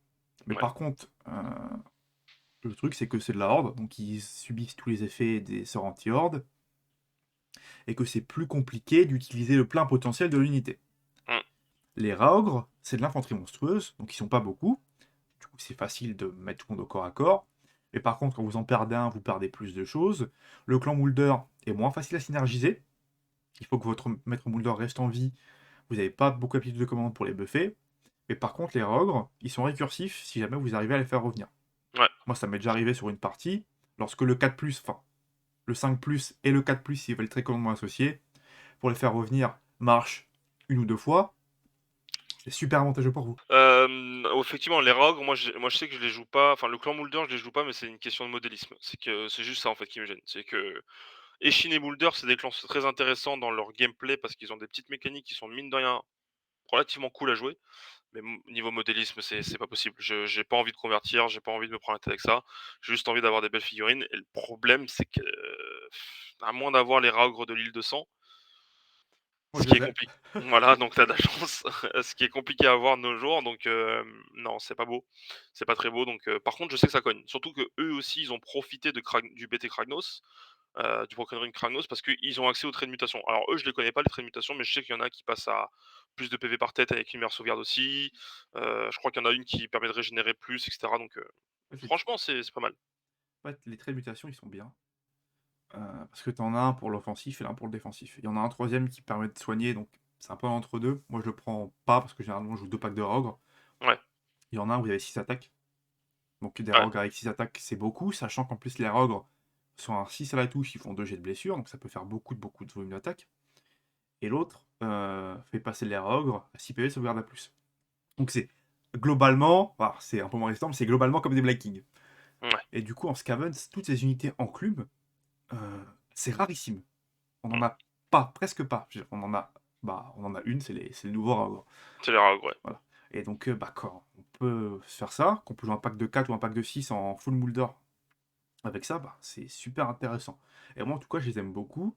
Et je pense qu'aujourd'hui, avec la bonne configuration d'unité, au lieu jouer une liste Skaven ou au lieu d'avoir une épine dorsale qui est du clan Scryer, notre épine dorsale est du clan Moulder, c'est tout à fait envisageable. Ouais. Faudrait que je les teste. Moi, je suis relativement frileux de tester du Moulder parce que j'ai pas le recul dessus. Moi, je suis beaucoup plus, Verminus, Skryr, Master Clan, comme à peu près tous les joueurs Skaven, on va dire.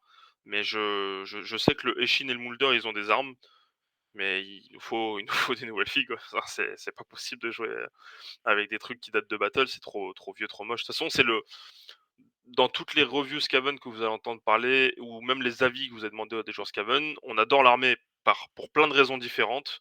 Souvent parce que c'est une armée folle, sûrement parce que c'est une armée qui est niveau fluff, c'est dingue. Elle a une identité vraiment propre que aucune autre armée ne peut avoir. Dire qui c'est des rats qui ont envie de dominer le monde, bah, c'est stylé quoi. Ah, c'est trop bien, hein. C'est la base, mais le problème c'est que c'est une armée vieille, très très vieille. Je crois que c'est une des plus vieilles armées avec les Beasts of Chaos en ce moment. Donc il faut juste refaire les figurines, en espérant vraiment qu'avec un prochain BT, on ait un renouveau de la gamme un peu à la Eldar, 40 000. Ça sera Ça serait super bien.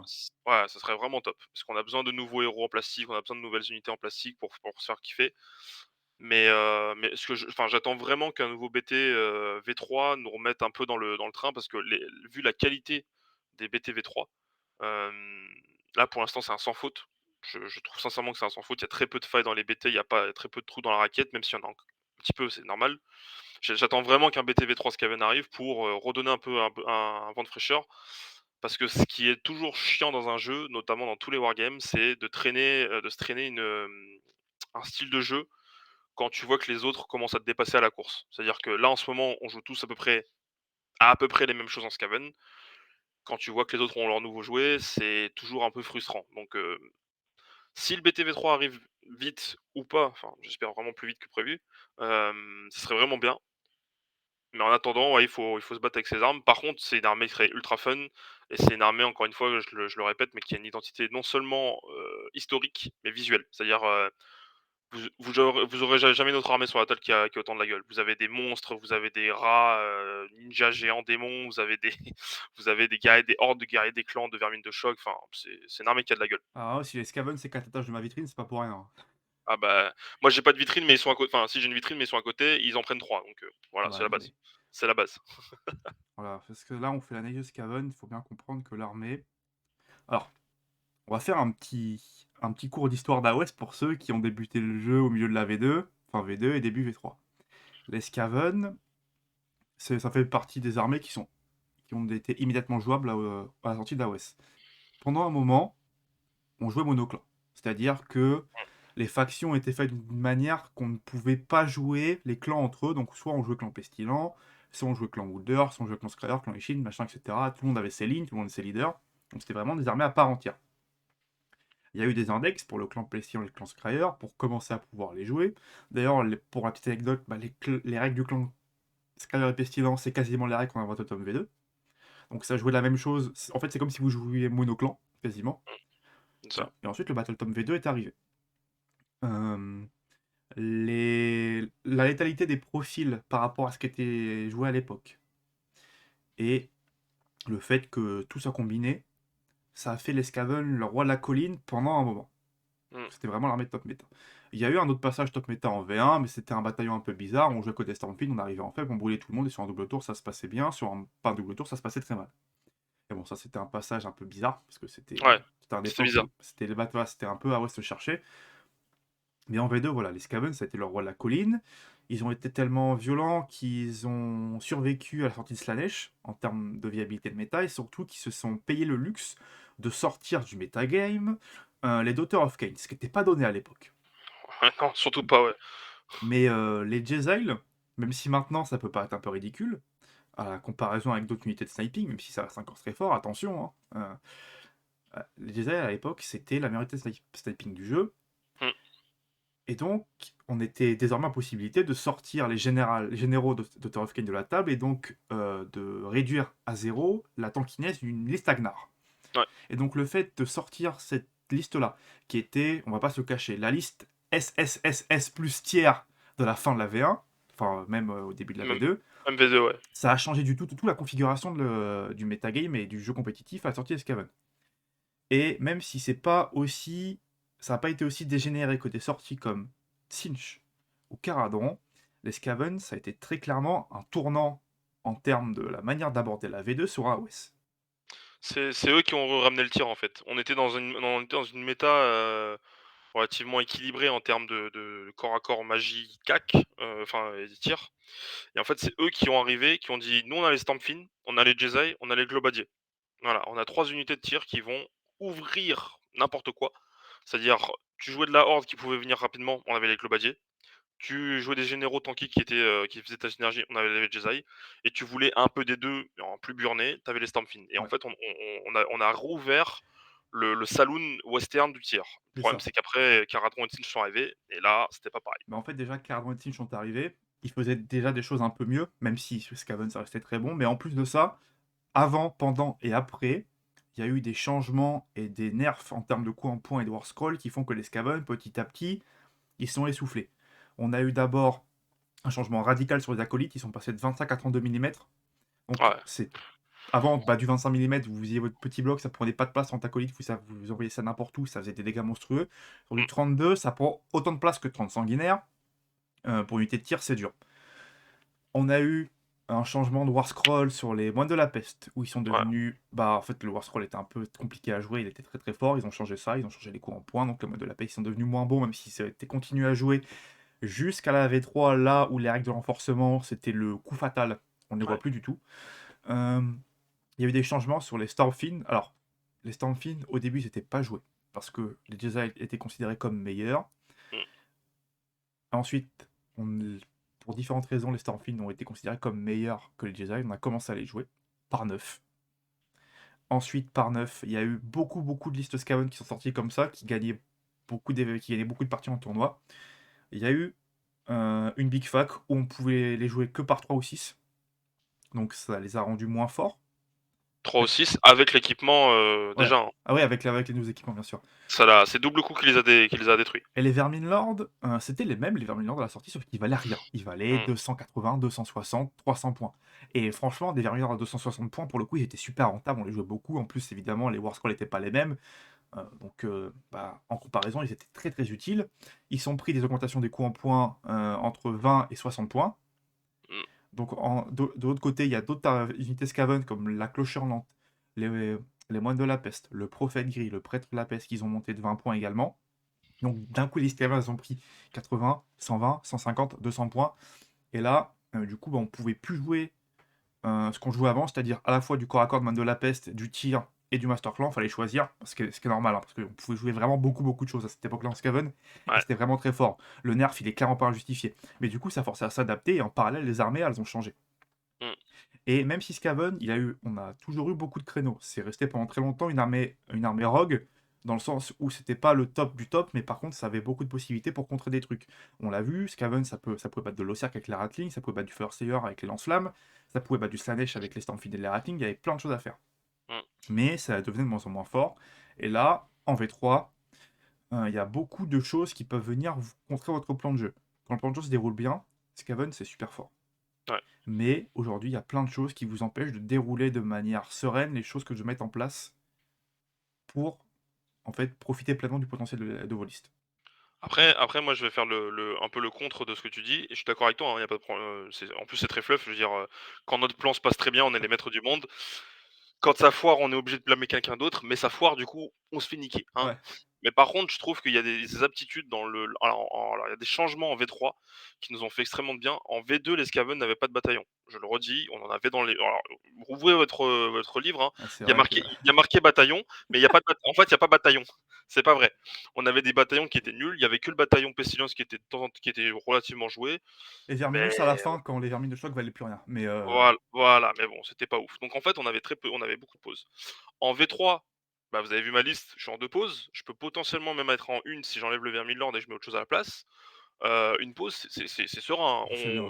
On dicte le jeu, on est en mode: «OK, c'est moi qui vais dicter qui prend le tour 1 ou pas». Et il y a d'autres choses qui font du bien au Skaven, c'est les all out defense, all out attack. Ça, c'est très cool parce qu'on n'est plus obligé de tout le temps mettre Vigor Dust.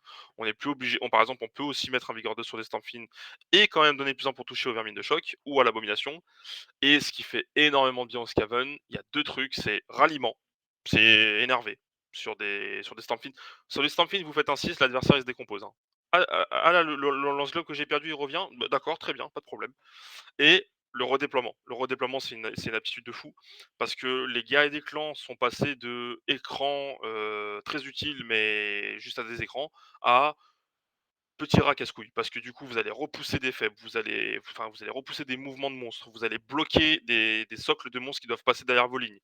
Vous allez tellement être utile sur ça et j'espère vraiment qu'on va avoir des petites aptitudes un peu stylées comme ça avec nous. Par exemple, les Cruel Boys, je sais qu'ils ont ils ont un personnage, je crois que c'est le Killa Boss, monté sur le vautour qui permet de relancer le jet de déploiement ou je crois que c'est de C'est la redéploiement, je crois version que c'est nommée, ouais. ouais, c'est Gobspra qui peut faire ça. Un truc comme ça un peu cool, ça serait vraiment bien, mais pour le coup, je trouve que c'est des aptitudes qui nous font du bien et mine de rien aussi, le fait qu'on puisse maintenant baisser en très peu de pauses, ça nous permet d'appréhender des match-up d'autres manières différentes. La partie que j'ai jouée contre le Tzeentch, si j'avais pas eu le choix du tour 1, si c'est lui qui l'avait eu, C'est dur, hein. c'était chaud. Bah, je perdais mon ingénieur tour 1 et c'était fini. Donc là, c'est moi qui ai dicté le truc. J'ai pris un risque, ça a pas payé, c'est normal, c'est Skaven, c'est gamble. Mais j'ai pu avoir le choix du tour 1, ce qui en V2 n'aurait jamais arrivé et il y a des match-up des fois souvent de tir par exemple, où on peut avoir l'alpha strike, notamment face à un luminette imaginons, il y a 30 archers en face. Si moi j'ai l'opportunité, je me suis bien placé, j'ai des new bien placés, je peux faire des trucs, arriver et wiper des archers ou leur faire au moins très mal, ça c'était pas quelque chose qu'on pouvait faire en V2. Donc ça la V3 pour le coup nous met bien sur ça et c'est ce qui permet aussi je pense aux Skaven de se débrouiller, encore en V3. Ouais. Surtout qu'en Skaven, on le voit pas beaucoup, mais on a plein de règles qui sont très utiles contre les hordes. Ouais, Parce que, à l'exception du sort de Nurgle qui est plus fort que les lance-flammes, il n'y a rien qui gère mieux que ça, les hordes. Et vous le voyez pas souvent, parce que bah, c'est pas utile, parce qu'il n'y a pas d'horde. Mais on a eu un retour avec le supplément Kragnos. Alors, en version AOS d'une règle qui existait à Battle, c'est-à-dire que maintenant, vous pouvez mettre les équipes d'armes avec les rats des clans. Oh, oh, c'est tellement bien ça. Oh. Alors là, c'est pas Je joué parce que bah, les ratlings, faut les mettre un peu de manière particulière pour que ce soit rentable. Donc généralement, quand on les joue tout seul. Enfin, on mmh, les pas dedans parce qu'il faut être porté de sa bulle, faut les jouer par plusieurs. Donc c'est un peu plus compliqué que lorsqu'on est en embuscade. Mais par contre, les lance-flammes qui sortent en embuscade, si jamais vous jouez contre de l'Osiark, du Tsinch, ou même du les Fire hommettes, ils vont tirer une tronche, hein, parce que ça fait super mal. du Fire Slayer aussi. Je pense que du Fire Slayer, ça peut être très, très chiant. Ouais, Parce que si on là, je pense qu'on va revoir des packs de Vulkit et les Vulkit, ils ont pas la ward à 4, hein. Eux, c'est à 6 et une fois par partie 5. Mais alors quand il y a 3 lance-flammes qui sortent et qui sont en mode Banzai, ouais, ça va être un festival de pyrotechnique. parce que si vous gardez vos lance-flammes en embuscade, vous pouvez retreat et tirer lorsqu'ils sortent. Mmh. Et ça fait mal. Ouais, et surtout ce que j'aime beaucoup, c'est que c'est non seulement c'est un truc qui revient de battle, donc c'est très bien parce que ça redonne des options de jeu au Skaven, mais surtout ça se fait en début de phase de tir. C'est-à-dire que l'unité qui contient les équipes d'armes, elle peut très bien courir comme un dératé. Le mec il se dit bah il va pas charger, c'est bon, je suis tranquille. Ah, début de phase de tir, il y a 3 lance-flammes qui sortent. Ouais. Ah oui, c'est pas pareil. Alors que ouais, quand tu cours, Ah ouais, tu peux pas tirer, mais c'est menaçant. Et le truc, c'est que le point faible des lance-flammes, c'est que c'est portée 9. ouais. Et portée 8 même, Portée 8, portée portée 8. 8, portée Enfin, 8, c'est ouais. portée 8. Enfin, la finalité, c'est que lorsque tu te téléportes à plus 9, tu peux pas Tu peux pas tirer. tirer. Normalement, tu peux pas tirer. Mmh. Sauf que si vous jouez ça dans une unité de Radeclan, vous sortez d'un du hall, bah, et que l'adversaire s'est placé de manière un peu imprudente, vous sortez d'une hall, vous collez à 9,00001, donc à plus 9 de l'adversaire, Mmh. et vous sortez le lance-flamme. Et avec la taille Ah du socle et le fait que vous sortez entièrement à 3, bah là, d'un coup, vous êtes à portée de tir. ouais, et là c'est pas drôle. Là, c'est pas drôle parce que le lance-flamme, ça coûte pas très cher, je crois que c'est 65 70 points, ou hein. 70 points, voilà. Un lance-flamme qui surcharge, qui lance donc 2 dés par figurine à 8 pas et pour chaque 4+, c'est une mortelle et que d'ailleurs, au pire, il meurt, c'est pas grave, c'est 70 points, c'est tellement rentable de fou. Imaginez, vous faites ça dans 30 archers luminettes ou dans, je sais pas, des hommes bêtes, des bestigors, des trucs comme ça, mais ça fait des dégâts insane donc ça, c'est des trucs que je vais retester moi aussi, dans mes prochaines listes. J'ai envie de retester des lance-flammes, surtout que j'en ai pas mal en plastique. Donc franchement, c'est des trucs, le BT Crano, ça fait du bien aussi. On va Ah, pas se le mentir, supplément, très très bien. Moi, le le supplément, ça attendait pas ouais, du tout. Enfin, ils savaient jamais lancé avec le Skaven. J'ai vu la ouais. double page. Personnellement, j'ai pété un câble. C'était trop bien. Déjà, moi, j'ai vu les mutations sur l'abomination, j'étais content parce elles sont relativement toutes bien et même s'il y en a une que je trouve qui est au-dessus des autres, celle que je joue moins, il y a celle qui me fait tout le temps bouger à 7 et charger à 7, c'est pas mal aussi. Mais ce que j'aime bien avec justement avec l'abomination, c'est le côté un peu 2d6 de mouvement qui est un peu aléatoire et qui peut faire des grandes blagues. Alors autant, tour 1 vous faites 3, vous êtes un peu chiant, tour 2 vous lâchez votre gros 10, ah là, c'est pas pareil, hein. Ouais. Parce que les lance-flammes, on les voit pas en ce moment, pas trop, parce que déjà en Skaven, on a un problème de place en termes de coup en point, donc on rentre pas tout ce qu'on veut. Et que bah, les gens ont plus tendance, vos adversaires, à jouer de Mmh, la horde. ouais, Mais avec le fait que les idonettes jouent des Namarty, que les hommes bêtes, on va en voir en tournoi, que les Fire Sailors, c'est une armée de horde, ouais, que mine de rien, de Cinch, plus en équipe qu'en solo, mais c'est quand même une liste qui est jouée. mmh, Comprenez bien que si jamais vous jouez des Stormfiend équipés de lance-flammes, ou que vous avez un lance-flamme d'Hermifidra des clans, un ou deux, hein, ça veut dire que l'adversaire qui vous charge avec une horde, euh, il va être tellement puni par la contre-charge de lance-flamme qu'il va y réfléchir à deux fois avant de vous charger. Ou qu'il va être obligé de vous charger avec autre chose, comme de l'élite ou un monstre. Et donc ça peut changer la configuration d'une partie, parce qu'en termes de menace et de mind game, le lance-flamme, c'est très très menaçant pour un adversaire qui joue de la horde et du corps à corps. on est dans un jeu de ressources comme à 40 000 parce que c'est le même éditeur de jeu forcément, mais je trouve qu'on a moins ce côté, échange de ressources comme à 40 000. C'est-à-dire, je sors, je tire, je tasse mettre la gueule. Ah, maintenant c'est à ton tour, tu sors, tu tires, tu masses mettre ma gueule. OK. À OS, on a ce côté un peu où les unités peuvent encore un peu résister, tanker grâce à les aptitudes et tout. Et franchement, le lance-flamme, c'est pour moi le lance-flamme et le canon, c'est les meilleures armes de contre-charge qu'on a. Ouais. Parce que en fait, c'est très fiable. Il y a pas de le lance-flamme, c'est du 4+, enfin par figurine, mais ça reste quand même très fort si on surcharge, parce que vous lissez à peu près la stat. Le canon, enfin, même si vous faites un vieux 4 ou 5 sur votre décharge, au pire, vous allez faire une ou 2 BM. Eh ben, c'est toujours une ou 2 BM de prix. Mm. C'est peut-être pas forcément de sauvegarde favorable pour l'adversaire. S'il a une ward, bah, faut quand même réussir ses wards. Enfin, il y a un système de ressources qui est pris en clé et c'est vraiment, vraiment top. Puis le canon, on va pas se leurrer, tant que vous faites pas 5 ou 6, vous pouvez faire 12 BM, hein, ça passe, hein. Si vous faites un ou 2, c'est quasiment assuré. Si vous faites 3 par moment, c'est très violent. Si Mmh, vous faites 4, bah, vous êtes soumis au 4+, le 5 donc c'est le ça. 5-4+, donc priez, le grand Mmh. raccord nu. Bon, si vous faites 5 ou 6, c'est un peu plus dur, mais au moins, faites en sorte de pas faire trop de 1, comme ça le canon explosera pas, vous pourrez le servir plus tard. Ouais. Ouais, c'est le canon, c'est une des Ouais, unités aussi les plus drôles, mais c'est enfin, lâcher des grands coups de 12 BM par 12 BM, c'est insane. il est pas si aléatoire que ça, finalement. Non, ça va. En fait, le fait qu'il y ait un ingénieur qui peut le surcharger, ça permet, mine de rien en fait, s'il arrive à vivre, allez, 3 ou 4 tours et qu'il a réussi à faire ses 3 ou 4 tirs de f sa fa 3 ou 4 phases de tir, je connais pas trop la stat, mais il va vous générer quand même une bonne dizaine de BM au moins, c'est sûr. Ouais, C'est sûr. c'est très, très bien. Ouais, évidemment, Mmh. il y a toujours ce moment où vous allez mourir misérablement parce que vous avez fait 6 à la valeur de puissance et derrière, vous faites que des 1. Alors, on va rapidement résumer pour les gens qui jouent pas Scavol. Le canon Malfoudre, vous jetez un dé de valeur de puissance, ensuite vous jetez 6 dés normalement et 12 dés qu'il faut surcharger. Si vous faites, et ensuite les résultats, c'est comme de la touche. Bah, si c'est un 6, il faut faire 6+, si c'est un 5, il faut faire 5+, etc. Et donc chaque valeur de puissance qui est au-dessus du palier, ça vous fait une BM. Donc si vous Ouais, faites 1, c'est automatiquement 12 BM. Si vous surchargez, sinon 6 BM. Par contre, si vous surchargez, vous lancez 12 dés, chaque 1 que vous faites, ça vous fait des 3 BM. Donc si vous faites un 6 et que vous faites ensuite que des 1, le canon explose, il a rien fait, c'est une catastrophe. voilà. Après voilà, je pense que c'est la figurine avec la plus haute variance qu'on a dans l'armée. Par contre, ouais, ça peut vraiment ouvrir des trous. En fait, il y a plein de monstres maintenant qui sont, extrêmement tanky, des Mokrochas, des dragons zombies, des trucs comme ça qui vous rentrent dedans, qui nous font très, très mal. Parce qu'ils rentrent avec beaucoup d'impact de BM, beaucoup d'impact à la rend et aux dégâts.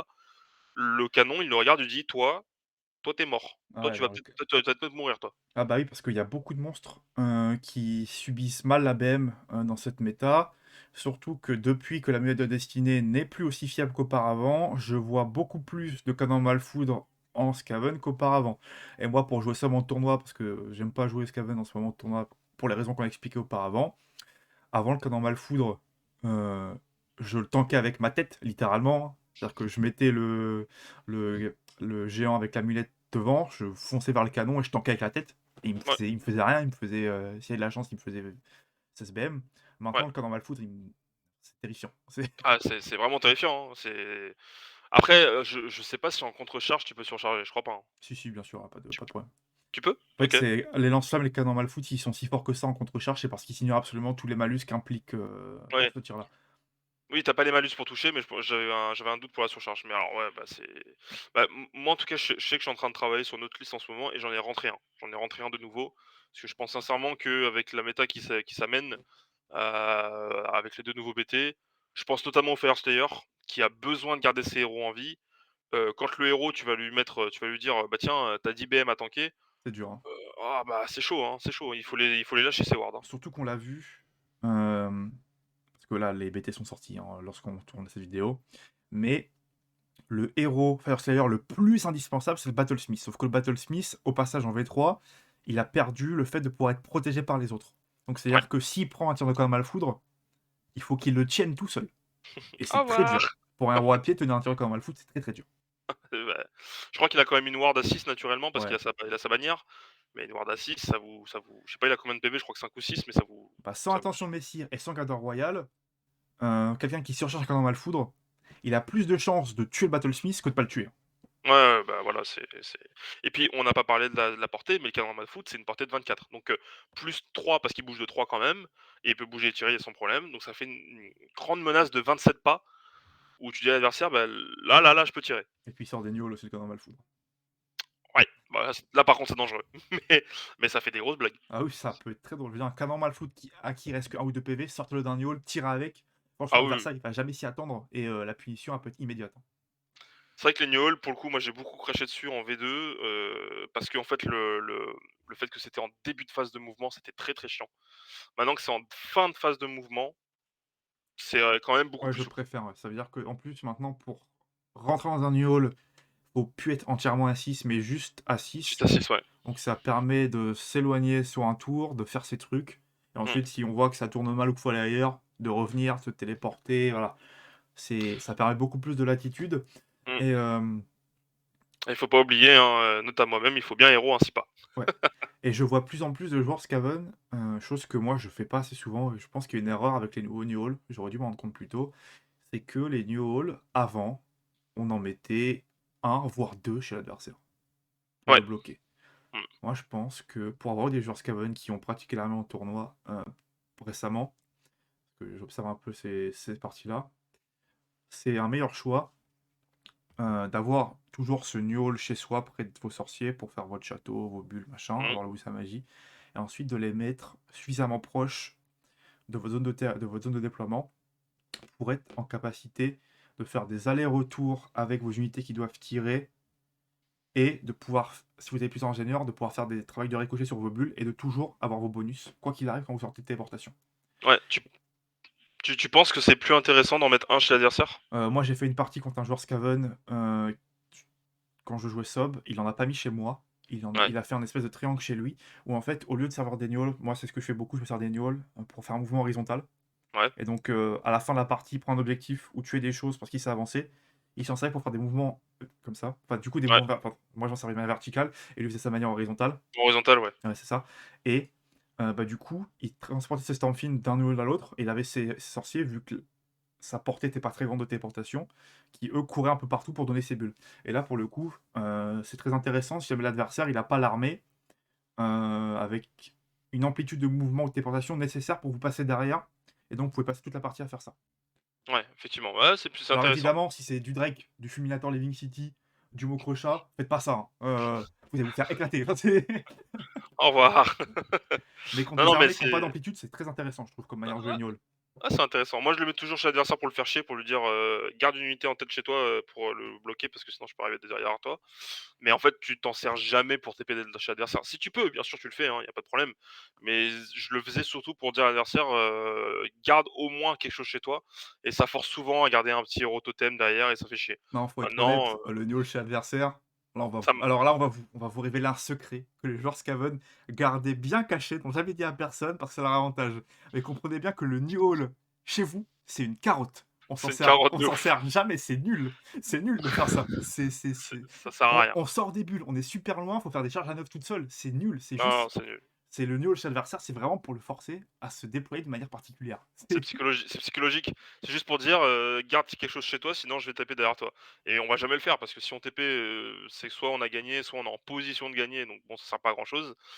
Mais non, ça sert à rien. C'est Non, de la c'est de la psycho. Mais non, après c'est Skaven. c'est une carotte.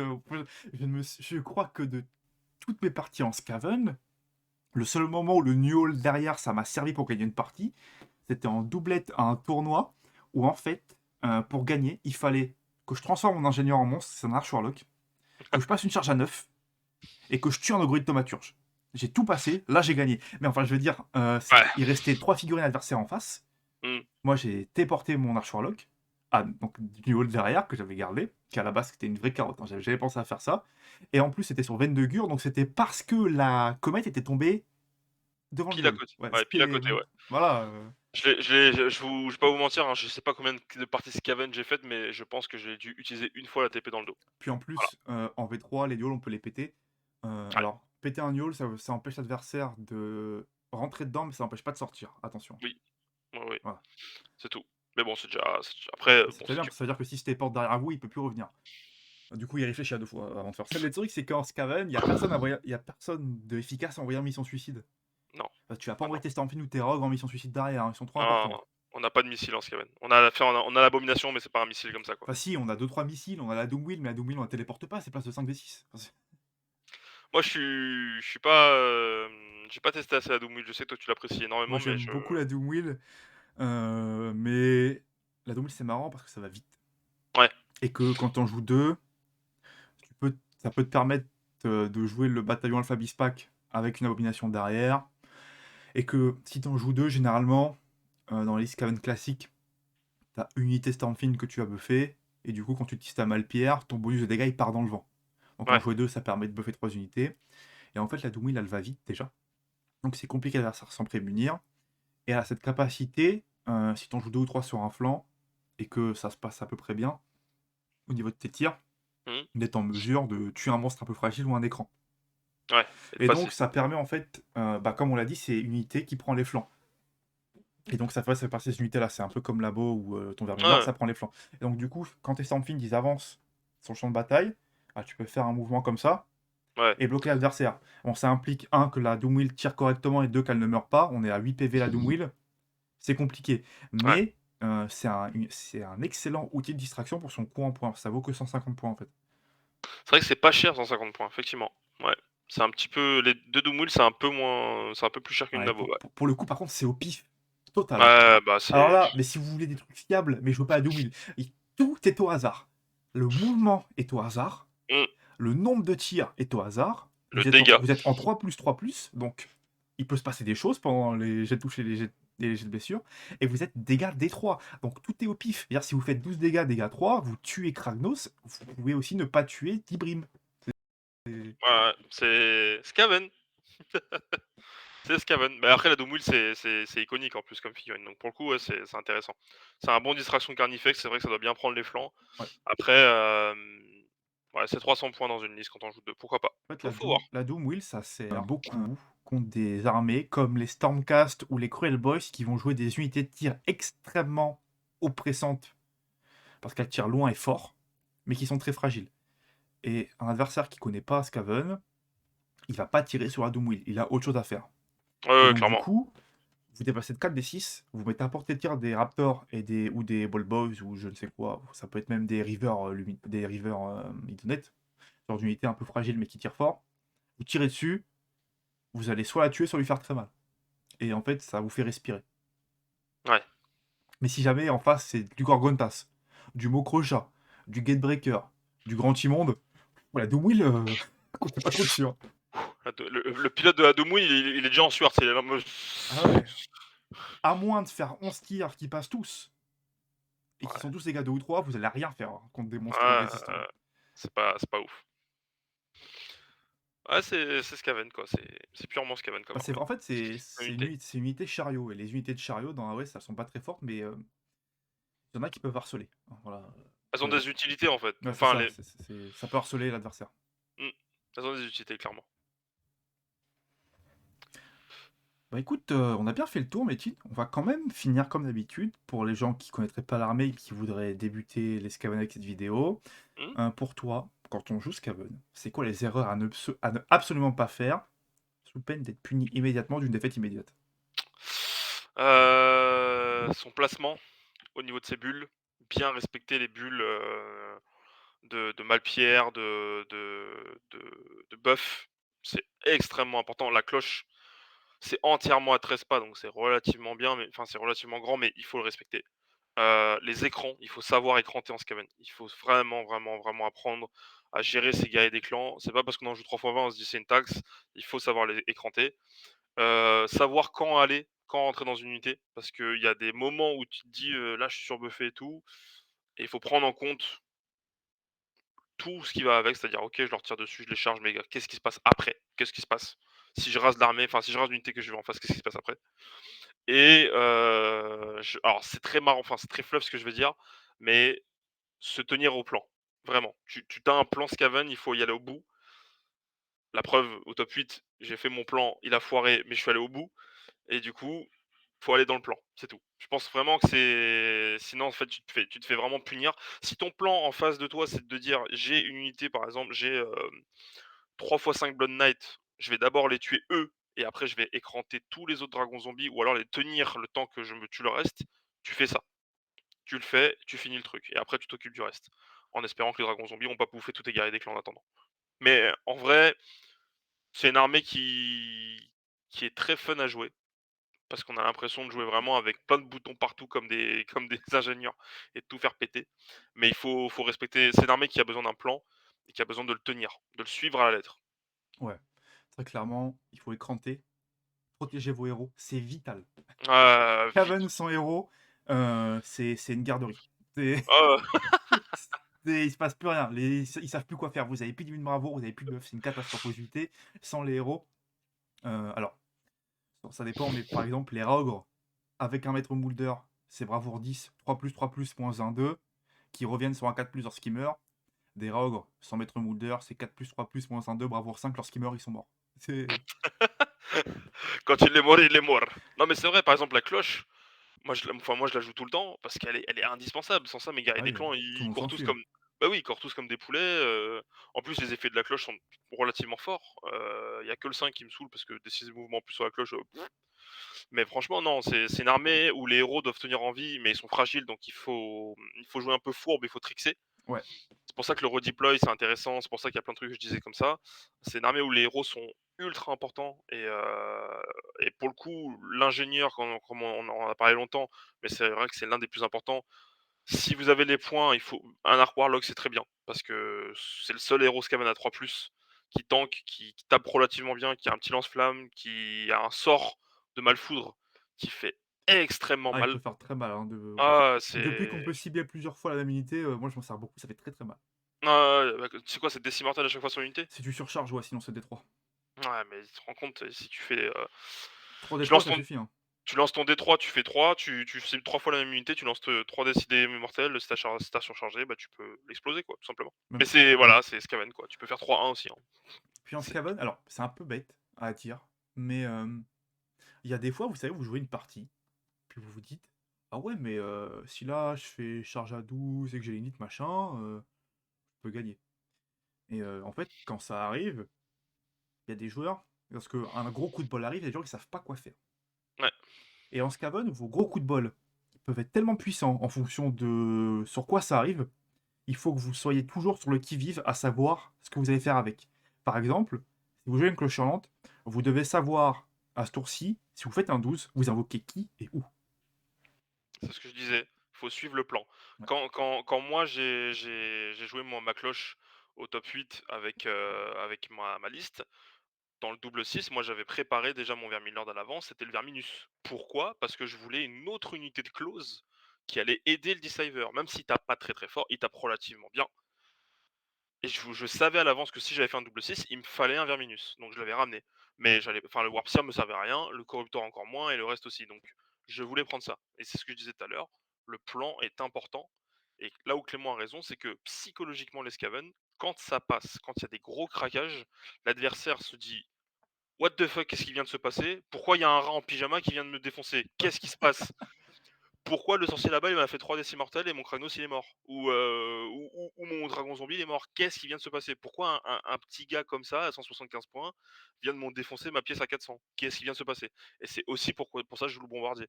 Parce qu'il y a des moments où tu dis: «Je vais surcharger, je vais craquer mon dégât de Malpire en plus, je vais lancer les dés, je vais faire 10, ça va te faire 11 dégâts dans la gueule.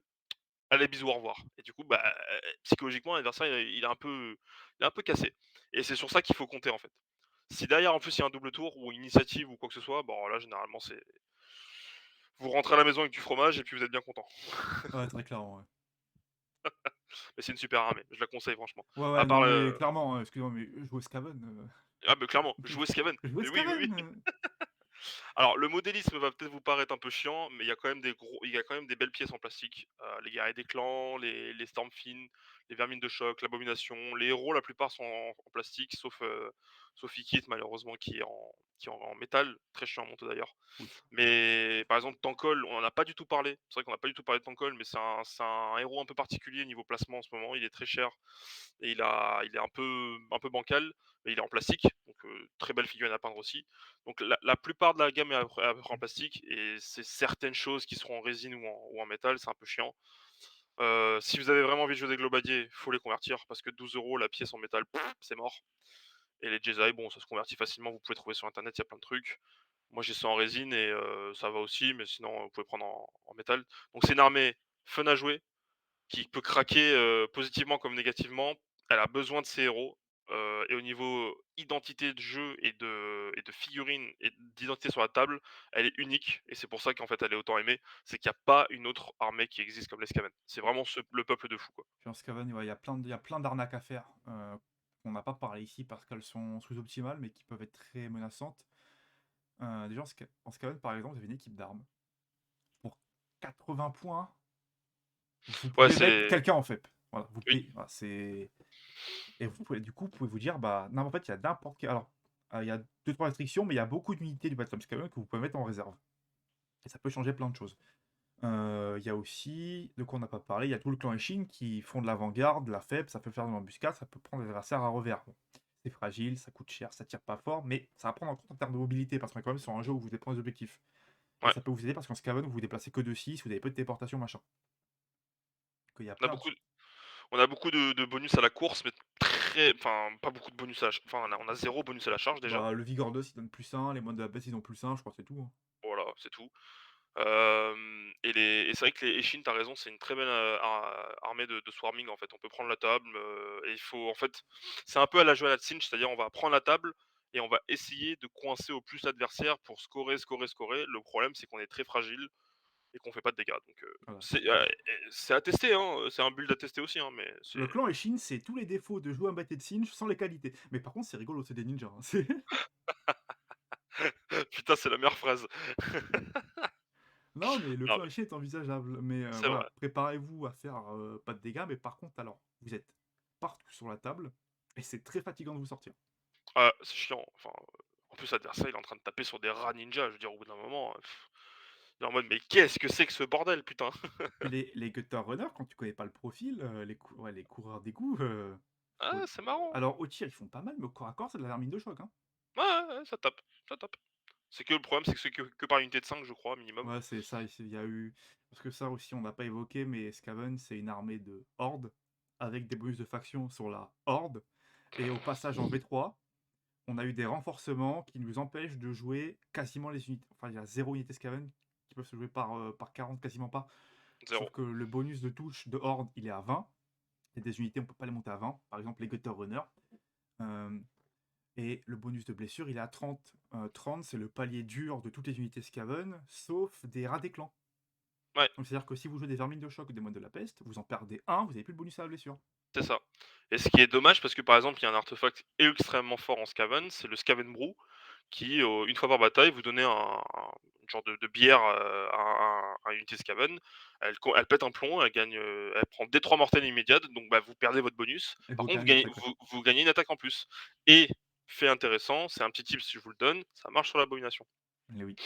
Et là, c'est pas drôle parce que l'abomination, elle prend des 3 mortels, mais elle s'en fout parce qu'à sa phase des héros, bah, elle va se soigner. Surtout que vous êtes joueur actif, hein, vous le faites quand vous voulez, hein. C'est-à-dire, vous faites votre Skaven Brew, vous prenez vos D3 mortels, vous avez une attaque en plus, puis après l'abomination, elle fait: «Tiens, je me soigne».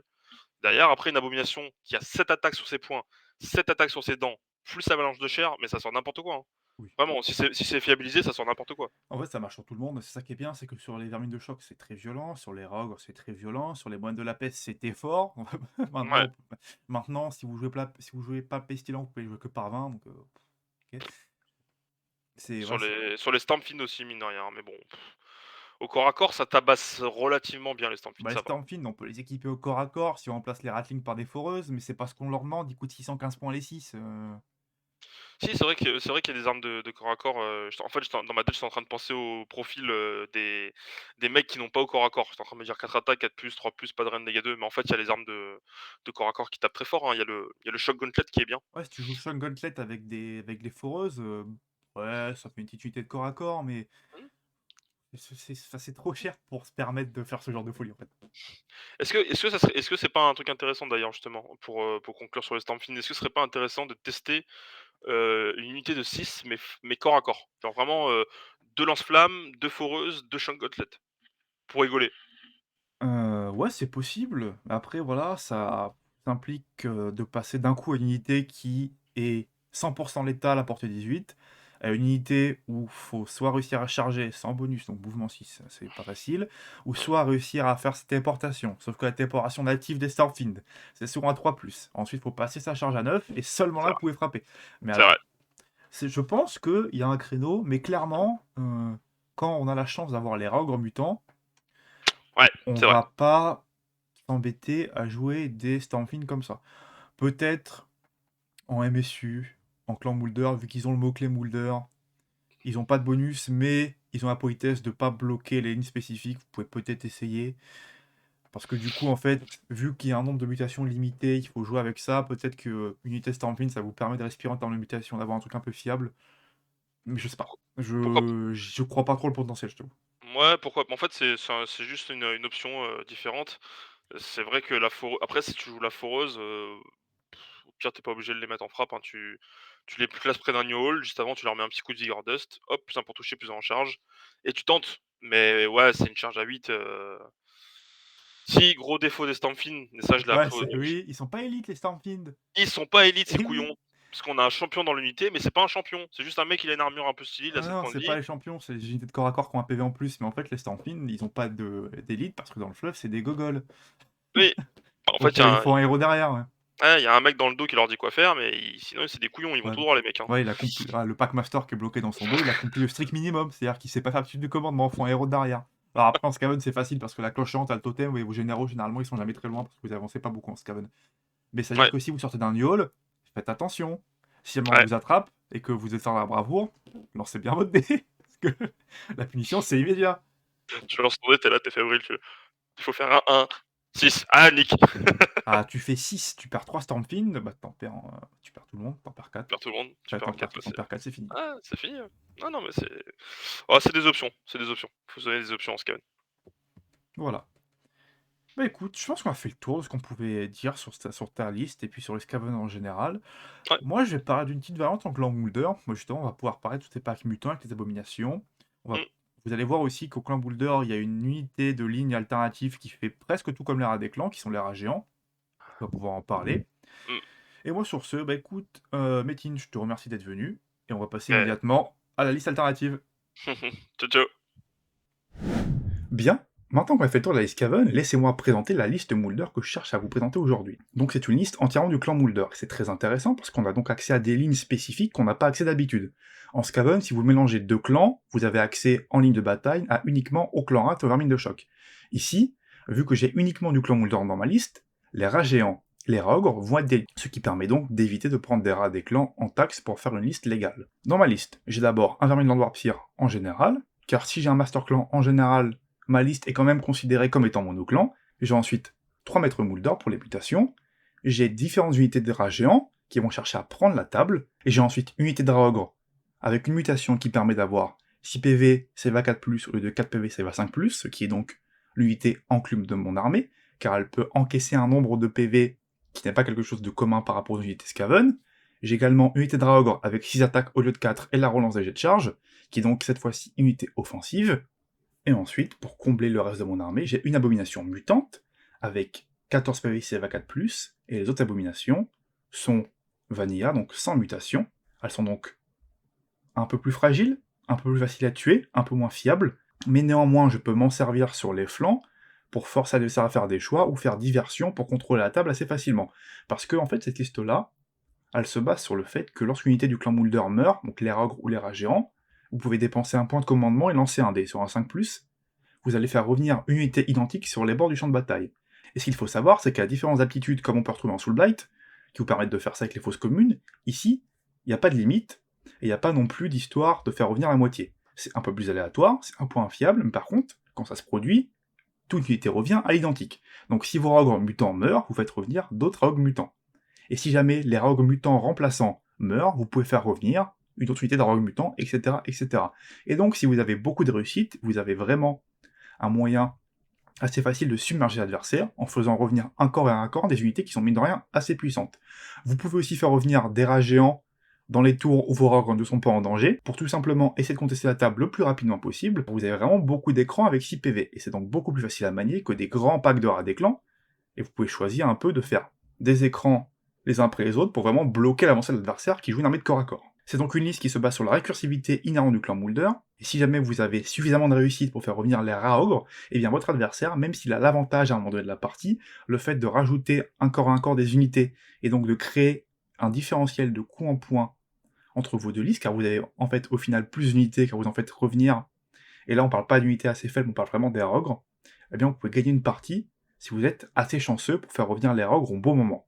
Et c'est la même chose, vous avez plusieurs abominations, donc plusieurs moments où vous allez tenter de les faire ressusciter lorsqu'elles vont mourir, et si jamais ça se produit plusieurs fois à des moments critiques, l'adversaire peut vraiment perdre la partie sur des moves où il avait vraiment la conviction de remporter un combat qui allait lui faire gagner plein de points pour continuer à prendre un avantage au scoring, et en fait ça ne se produit pas, et en fait c'est vous qui prenez l'avantage, parce que d'un coup, au lieu de perdre une abomination, unité d'Arogre, eh bien vous ne perdez rien, et vous pouvez contre-attaquer si c'est votre tour ou si jamais vous remportez le jet d'init suivant. C'est tout pour cette fois, en espérant que la vidéo vous ait plu.